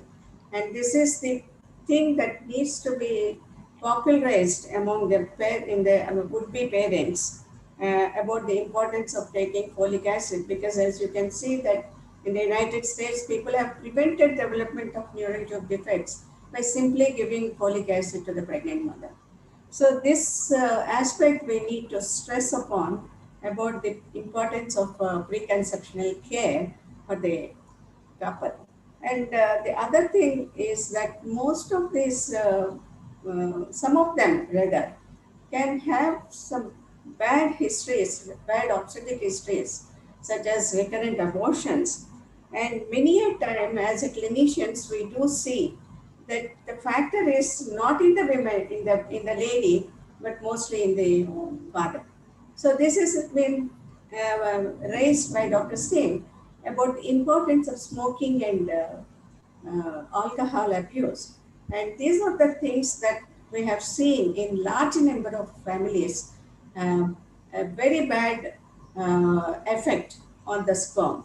We see large amount of defects in the sperm, which is causing the problem. So during the preconceptional care, if this is advised to the couple, probably this type of problem can be prevented. So of course the care that goes during pregnancy, all of you have put forward, and that is very, very essential. And also the women has to undergo proper screening programs so that congenital and developmental defects can be prevented during antenatal checkups. And interpartum care is very, very essential, because this is the time when the baby is trying to come out of the pelvis, and the brain can be stressed, and you can develop a damage to the growing brain. So this is the important time where you have to prevent any damage that occurs to the brain during delivery. So the other factors that you have already covered is the postnatal care is also important. So the women has crossed all the stages, the first 3 stages, and the baby has entered into the postnatal care. And this is again, we need to take a lot of care for the baby, because during this period, if anything happens to the growing brain, it is going to be permanent. See, the 26 million babies who are born in this country every year, you know, when you look at some of them, you know, you have already pointed out a large number of them are in below poverty line, and most of them have some nutritional deficiencies. Not only the child, we have also seen even the mother has deficiency of vitamin B12 or vitamin D3, which is reflected immediately postnatally in the child. So this care during this pregnancy is very essential in order to prevent defects in the child postnatal.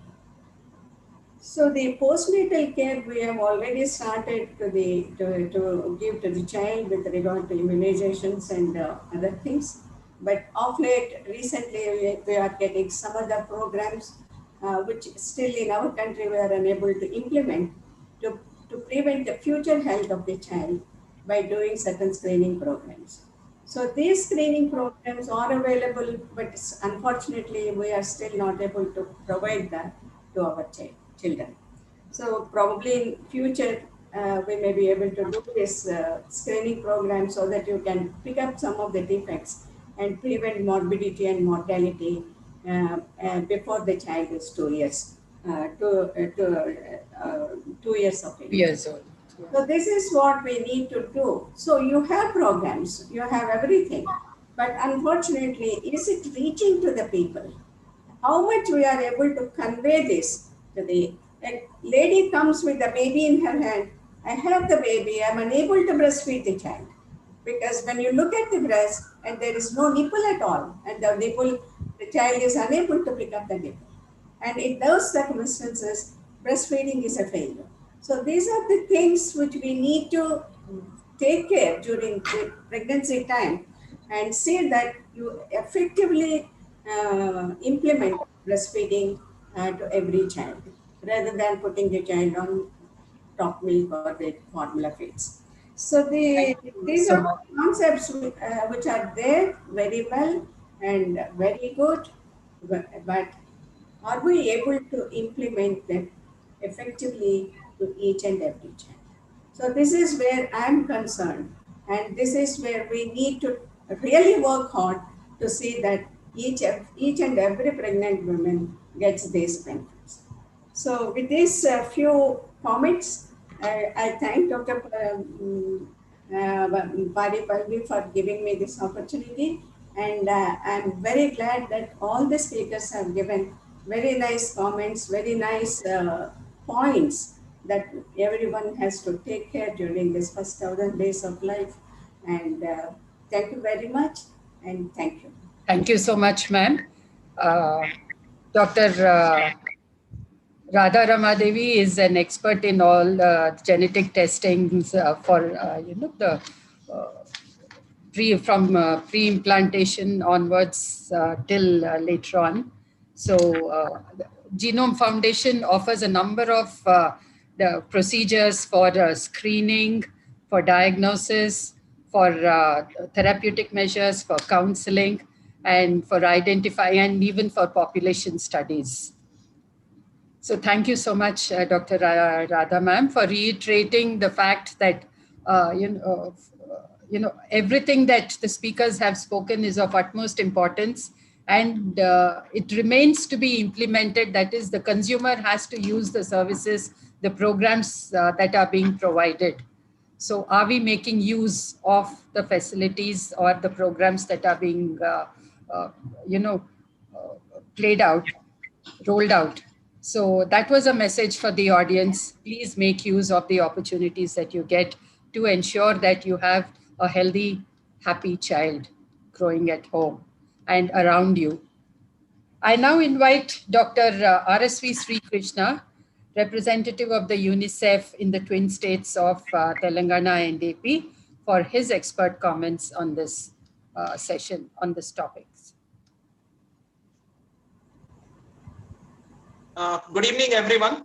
Academy of Pediatrics, Telangana State Chapter, and the organizers for this opportunity. I won't take long. It's been a wonderful 2-hour session wherein you've seen what's the importance of small measures, and right from the period of preconception till the time the child is 1,000 days old. And this period is very important because this shapes the future for the child. I'll just take you through a couple of quick messages, and this is more from a programmatic perspective, and this gives you insight on if you had to take home key ideas for action. And this is what WHO and UNICEF are promoting, that these are your areas for implementation. The first one, look at responsive care. You're all responsible now. Translate it into responsive care. Support parents and caregivers, improve their ability to provide responsive care. This is one of the core areas for the governments. Second, breastfeeding, and this probably is the single most important determining factor which distinguishes a child with optimal development and a suboptimal development. Focus on balanced diet and micronutrients. Ensure that there is access to vaccination and all age-appropriate vaccinations are taken.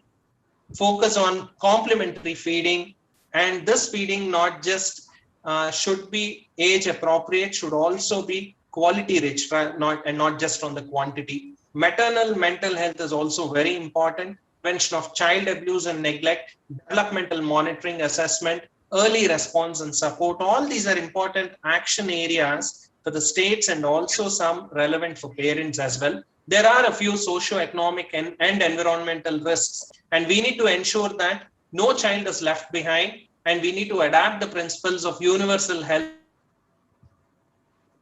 Invest in the early years by promoting services without any discrimination. And these are all thoughts for policymakers. Before I conclude, I'll just take a minute. 2020 and 2021, you can't leave COVID aside. For whatever you do, right from infection, newborn, even to cardiology and the advanced medicine, you have to put COVID into perspective. Now, how do you take care of optimal childhood development with COVID lurking all around you?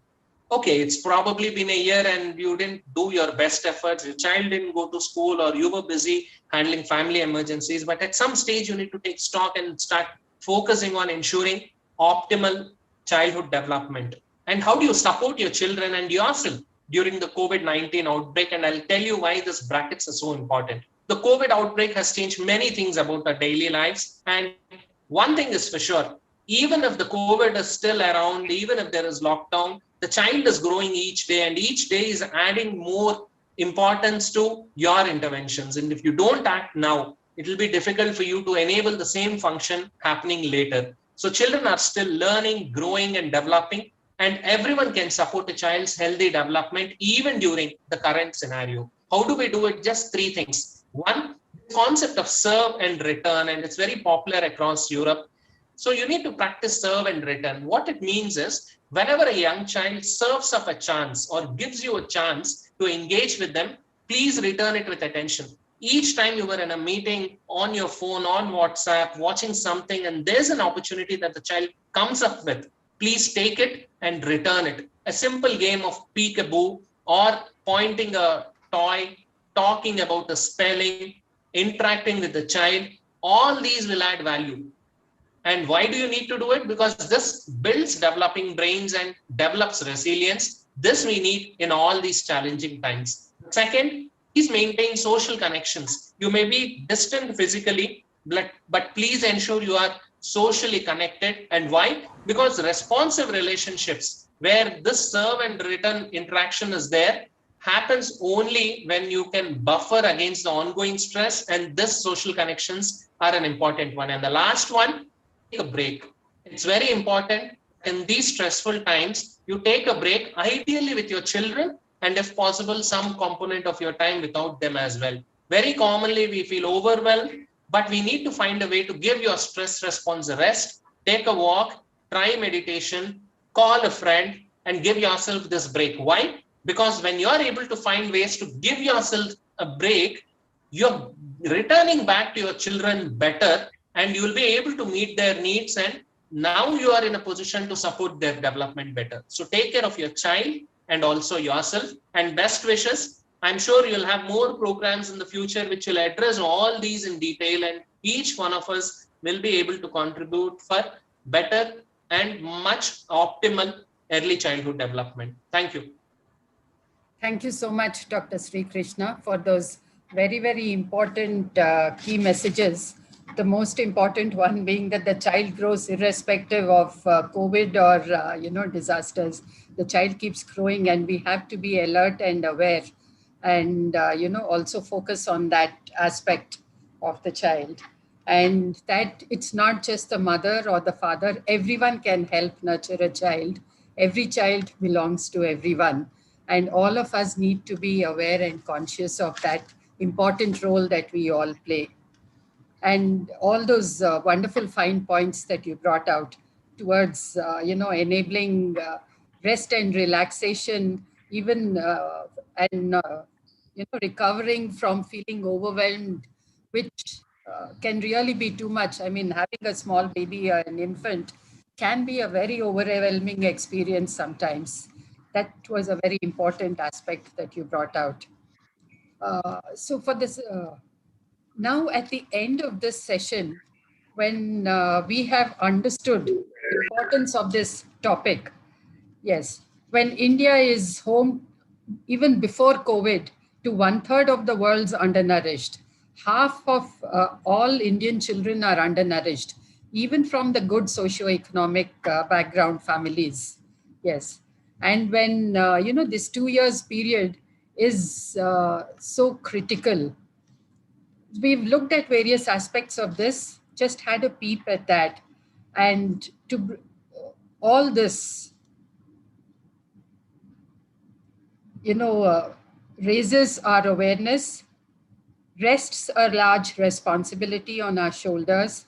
And there are a number of people, pediatricians and others, medical professionals and volunteers, who have been very active in taking this message forward. And one of the important activities that started a few years ago was by the Pediatric Association, the Indian Association of Pediatricians in Telangana state, as Mission Lakshya.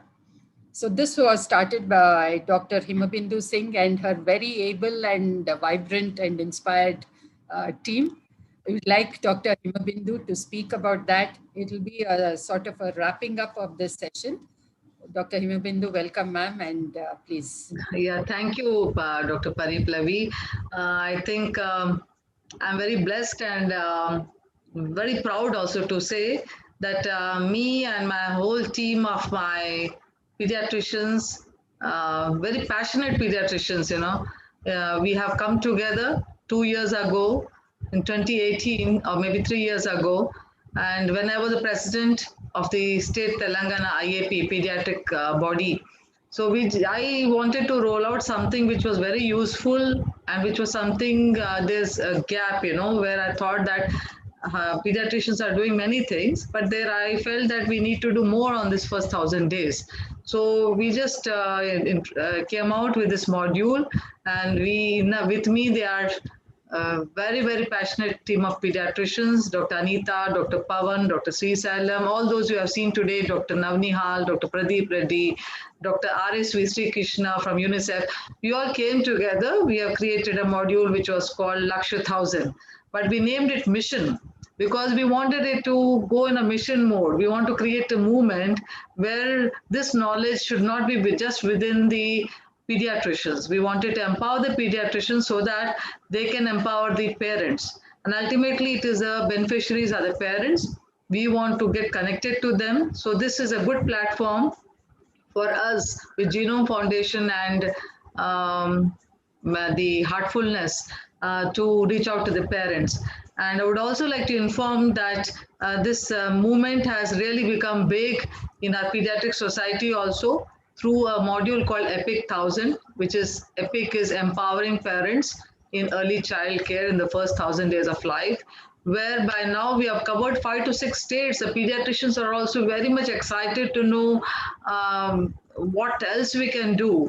Now, apart from, we were focusing more on nutrition, but the stimulation part, which is before delivery and after delivery, this was something we are highlighting through this module. This has caught the attention of the pediatricians themselves. And even the government is now thinking of rolling it out in Anganwadis to the pregnant woman, irrespective of class, which is literate, illiterate, all cadres, low socioeconomic, high socioeconomic. Children are children wherever they are being created, wherever they are born.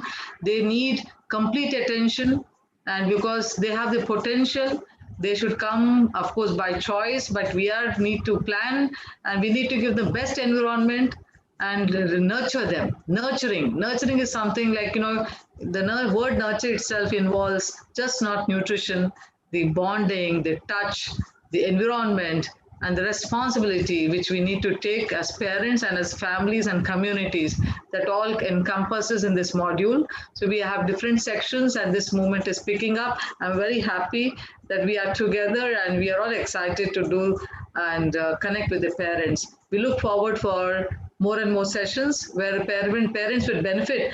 And I request you all to really implement, whether if you are a parent who's planning pregnancy, you are lucky. Even if you already had a child, it's important that you please take care, at least for the next child, some things which you have not done before you can implement. And if you already become a parent quite long ago, then it may be useful for your friends. Please do disseminate this knowledge, and also for the grandparents. Thank you, and very excited to be part of this journey, and very excited to see that it is really touching the ground, the parents. Thank you so much for the opportunity. I look forward for being part of this movement. I would request you to all spread this knowledge. One person tell others, and all of us come together for the next webinar in huge numbers, and so that you spread this knowledge to your friends and colleagues. Thank you. Thank you so much, Dr. Himabindu. You and your team have been really pioneers in this field in the entire country. And may the force be with you, all of you. Yes, thank you. So, so this brings us to the end of the formal session. So we have a very important announcement to make. All the 3 teams from the 3 organizations, we have a very important announcement to make. So we wish to take these programs further, but only to those who are interested, because an enormous amount of time and energy and other resources are being put into this. Everyone is a very, very busy practitioner or a scientist, and we are all pooling our resources here for that. So if you are interested as a prospective parent or a grandparent or a parent now, or a healthcare professional of whatever denomination to carry it forward, whatever background, or as a volunteer, you feel inspired to join the team, please register. We will be providing a new link for registration to the sessions that will be coming on. Those will be in the workshop mode. We have about 7 to 8 sessions on a weekly basis, every Sunday 5 to 7. So plan your time accordingly and think it over. Please register afresh. So what we registered earlier was for this particular curtain raiser session. It was an awareness program also, so that the message will go far and wide. Those who are keen on attending almost all the sessions, seriously interested for themselves or for others, please register again and plan your time accordingly. And those will be serious sessions with, even as Dr. Pavan was saying, breakout rooms and facilitators. So each of these speakers will be conducting standalone sessions every week with their team of facilitators. So it's a large project. Please, as Dr. Radha Ramadevi said, take benefit of the opportunities that are provided. And as everyone has been saying, please receive and pass on, pass on, pass on. Yes, so that was the thing. We'll soon be posting the link for that new registration for the workshops that are to come. And now we are open for interactive session with the speakers. If your question can be answered by looking on the web, please do that. If it is something really, urgent, please ask it here. And make sure that there is a time limit for that. So if it goes beyond 2 minutes, we would advise you to contact out of this session. Madam Pari ma'am, I think Yes. all the 3 WhatsApp groups were full. I think there is a request from people for the new link. So Yes. we'll be delivering that. I have posted my number in the chat box. Yeah. Those who have not entered any of the WhatsApp groups, I think they are all full. All the 3 which were prepared were full. We are creating one more. Meanwhile, you can message me on that number. Yeah, that is for this session. Those were registrations for this session. So some of you have attended this session without the registration. We insisted on that so that we would have a channel of communication on how to take it forward also. So thank you for attending. Please try registering again, and please contact Dr. Pavan at the phone number he has posted, and he'll take it from there. Thank you, Dr. Pavan. Thank you, ma'am. Thank you. So the speakers are now open for short questions. There were many questions. We are already past 7. 7. Is it okay, Yeah. ma'am? So shall we close it? Yes.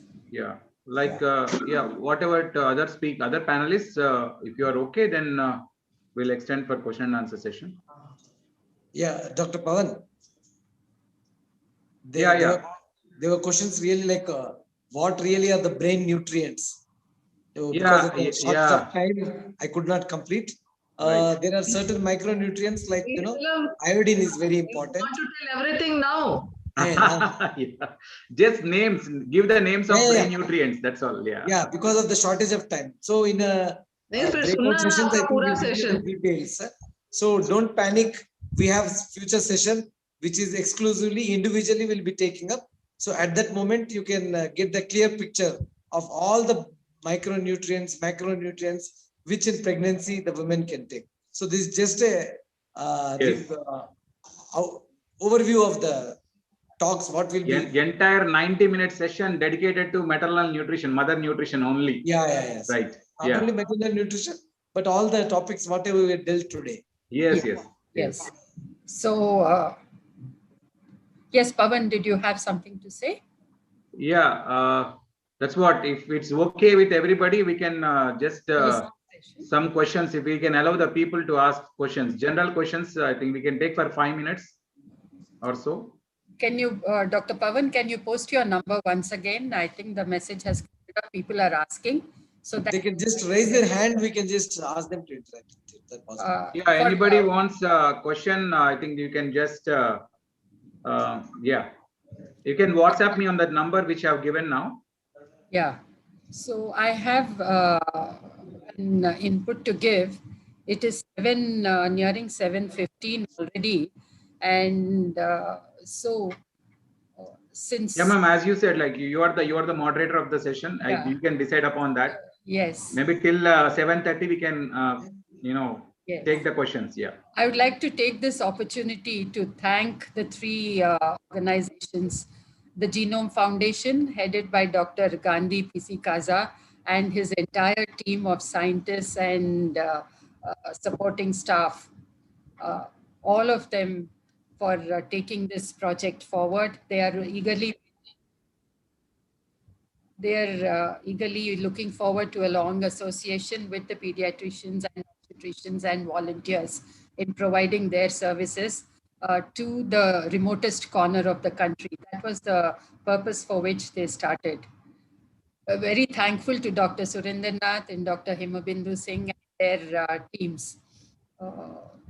Words fall short of appreciation, proper appreciation for all the wonderful work that they are doing, not only in Telangana, but in the neighboring states and all across the country. So all of you are becoming role models as pediatricians. You're setting the prototype modules for everyone. Congratulations, you really inspire us. And enormous gratitude and thanks to the team from the Heartfulness Institute, and most especially our global guide, Dr. Kamlesh Patel, also referred to as Gandhi. It is the inspiration that we get from him that drives us, irrespective of what the circumstances are. And we urge all of you who have attended this session to try out the techniques of the Heartfulness Way and just see. There are 4 essential techniques. One is relaxation, one is meditation, as Dr. Sirisha had mentioned. Then very essentially, there is something called cleaning or detoxification. See, all of us, we have so many complex feelings and emotions and memories. And the COVID is adding lifetimes of that to our, systems. So this cleaning is a very, very important technique that helps us get rid of this garbage within us, all the negativities, the impurities, the various complexities, the heaviness within our systems. So that, we lay ourselves open, our body, mind, and heart, they come in alignment. The energies flow properly. So when the energies flow properly, there is optimal functioning. Optimal functioning at all levels. Your health improves, sleep improves, your happiness, your joy, your clarity, your decision making, your planning for a pregnancy, your communication, all this improves. So in one word, let the heartfulness techniques be the backdrop of everything that you are venturing into, especially in regard to the first 1,000 days. No amount of stress can be enough in bringing this message forward. And that is what has driven all the 3 teams together. So thanks to all the 3 teams and the leaders of those teams. And thank you most especially for all the participants who are here. Whatever your immediate reason for attending, may you all be conduits of this message and conduits of this positive, joyful energy forward to the rest of the people outside. Thank you all so much. Dr. Pariplavi, I have a small thing. Yes, Gandhi, sir. Yeah. Yes, I am Dr. Gandhi. Yes. First time I am coming across all you people from the Telangana Pediatric Association and Heartfulness Foundation. And I am indeed very, very happy. I must say, I must go on record with every one of you who have done a great job. Starting from Dr. Pavan Kumar, who has coordinated very well, because our team has been saying that we are able to fix the problem with Dr. Pavan Kumar. So Dr. Pavan Kumar, all that credit goes to you for making everything behind the screen very well. And Dr. Hima Bindu, I am very impressed with your talk. I'm really impressed with your talk, and I'm sure that we are trying to do something good and great. And why should we not go together and do something much bigger than what we are doing now? Sure, we are sir. with you. We are with you, and we'll be going together. And this is just the beginning. And we'll have our journey together to go to greater heights. We Thank are you all so with much. you, and Genome Foundation will in all respect support you in all possible manner. Thank you so much. I just wanted to convey this message that Genome Foundation will be together with you, and in our journey together to reach the heights which you are planning to do. Both Pawan Kumar and Hima Bandhu, I think you are keen to do a lot of good things. We are with you to do great things, not good things. Thank you all. Our entire Pariplavi, team, Mission Lakshya, is there, sir. There is a team of 21 doctors behind this program. I can understand the spirit with which both of you are talking. I can understand a lot of things in your mind, which is just in the stage of nation stage. We have to just come out and break. We have to disrupt the entire technologies to see that we reach out to the right people. As I think, what is that? She was quoting a lot of Dr. Sirisha, I think. She was quoting a lot of quotes from Vivekananda to Einstein to other people. That is all real truth, and we have to really live up to that expectations. And let us do that. With you, it is possible, and we'll join hands with you in a big way. Dr. Pariplavi, you have conducted the program very well, and I have seen your previous program also, and this time you have done exceedingly well. I think you have a lot of energy to do more work, and you have a lot of capabilities. We'll try to tap all the capabilities, and together we'll try to do a lot of good things. Thank you, sir. Thank you It's all. heartfulness techniques that do it for us, and all of us. So, Madam, I am sure that when powerful people like Gandhi sir joins this mission, I think it will definitely, it's like fuel to the fire. It will reach many people. Yes. It will reach everyone. We'll have a lot of e-certificate programs, or once the COVID is over, we'll also have a physical programs also, very, very well structured, and it will be useful both to the parents. Why not we call the parents also and have a certificate? Yes, we can have one for would-be mothers. And in fact, those who are not able to make it also, because we find a lot of people who will try to become parents, but they're not able to make parents. Why not we have a session for them also? Very well, sir. That's absolutely necessary. I think we should include that also, Pawan. Correct. Parents struggling to conceive. I think we need to give some tips for them, how we can help them. Yes. Especially software group and the group who are now working from 12 to 18 hours a day in search of materials, but missing the important thing, missing the babies. There are already programs going on at the Heartfulness Institute for infertile couples who are not able. Pawan, we should add this in the We can all, join hands and take it forward. So I'd just like to draw the attention now. Sir, Yes, I'd just like to draw the attention of the participants. Yes. We are planning to carry on these sessions in a workshop mode. The link has been put up. I request Mr. Divya Darshan to repost the link as it has moved up. So the link for these workshops, please register at this link for the workshops. And these will be full-fledged sessions. And for those who are interested, we are even considering offering a certificate from all the three organizations together. And so that you can, carry the message forward even more efficiently. Yes. So, but please take it seriously with all seriousness of purpose, whatever your reason, whether it's for yourself or to carry the message forward. Yes. And before I close, not a playtime, pastime that, that you can just, peep in and go out. Today's session was an awareness information session. So today's session, you could have peeped in and gone out. We wouldn't have minded it. but entire hearts and souls are in the workshops that are going to come. We would urge you to participate in them sincerely, heartfully, with all your hearts, welcoming the new souls that are coming into the world within your family, within other families all around us. So let us give them a wonderful, environment to grow in at all levels. Yes, you were Madam, saying. can I speak for 1 minute, madam? Is it? Yes, sure, sure. We at Heartfulness Institute, we have a lot of research studies and data. The impact of heartfulness meditation on heart rate variability and even the role of epigenetics.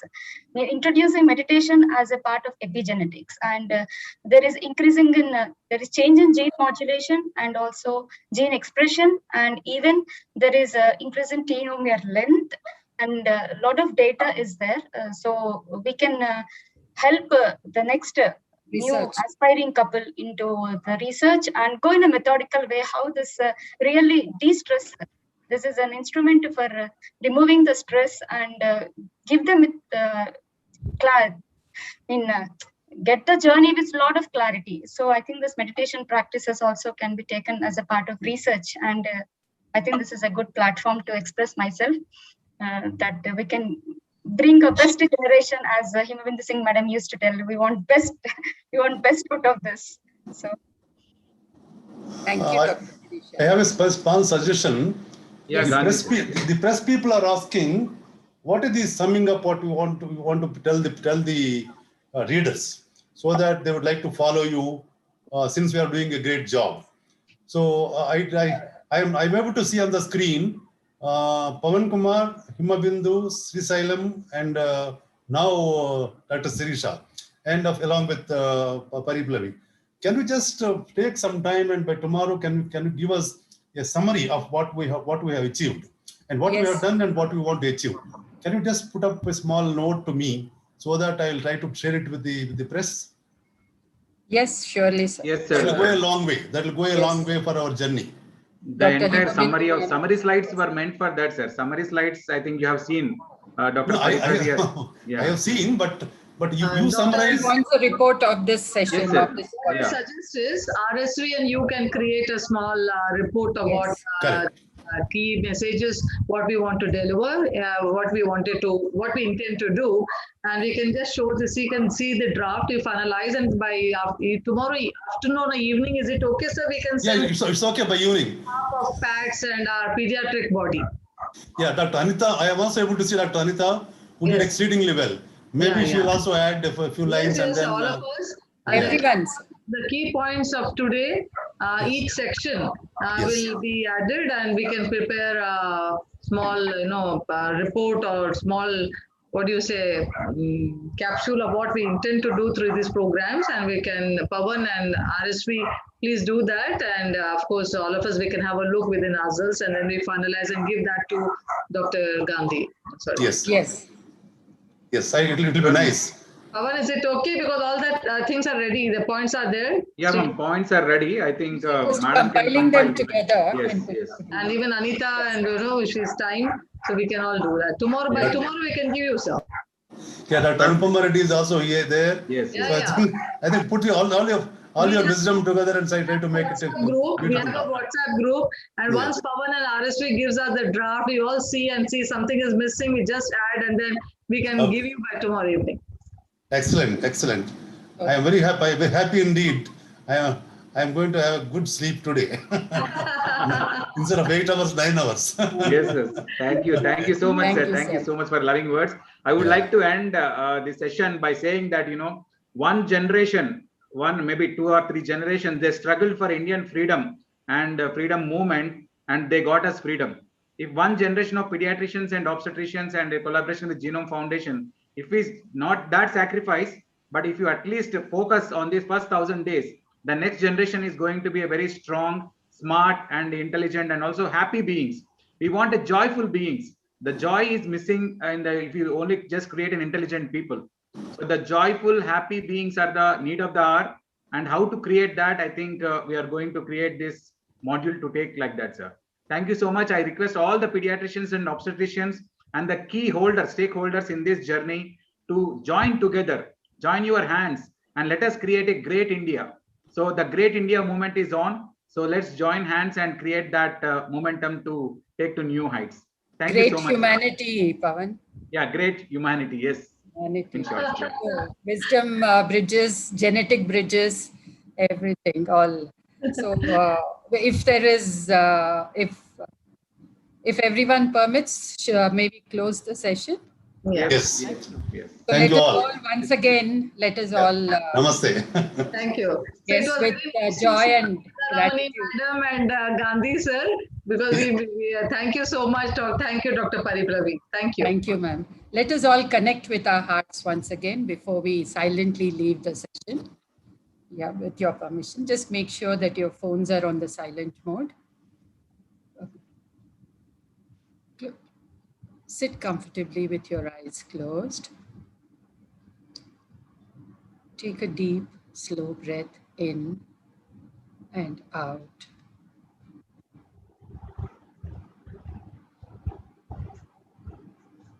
Another deep breath in and out. Bring your attention to your heart. Feel the energy there. Now connect with the hearts of all the others in the session, including those that have left, those that could not attend today, and those that will be attending in the future. Connect with all the hearts.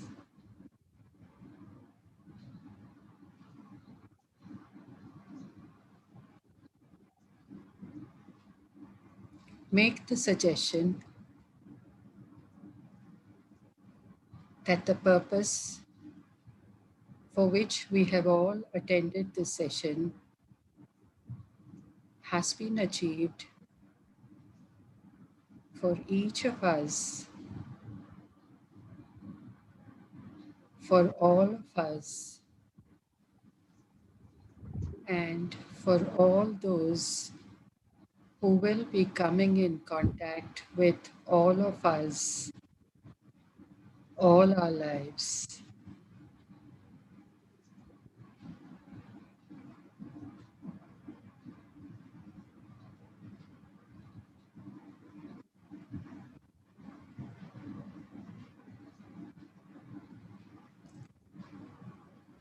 With joy and love and gratitude in our hearts, let us quietly leave the session. We will have our immediate future communications through the WhatsApp groups. Thank you all very much.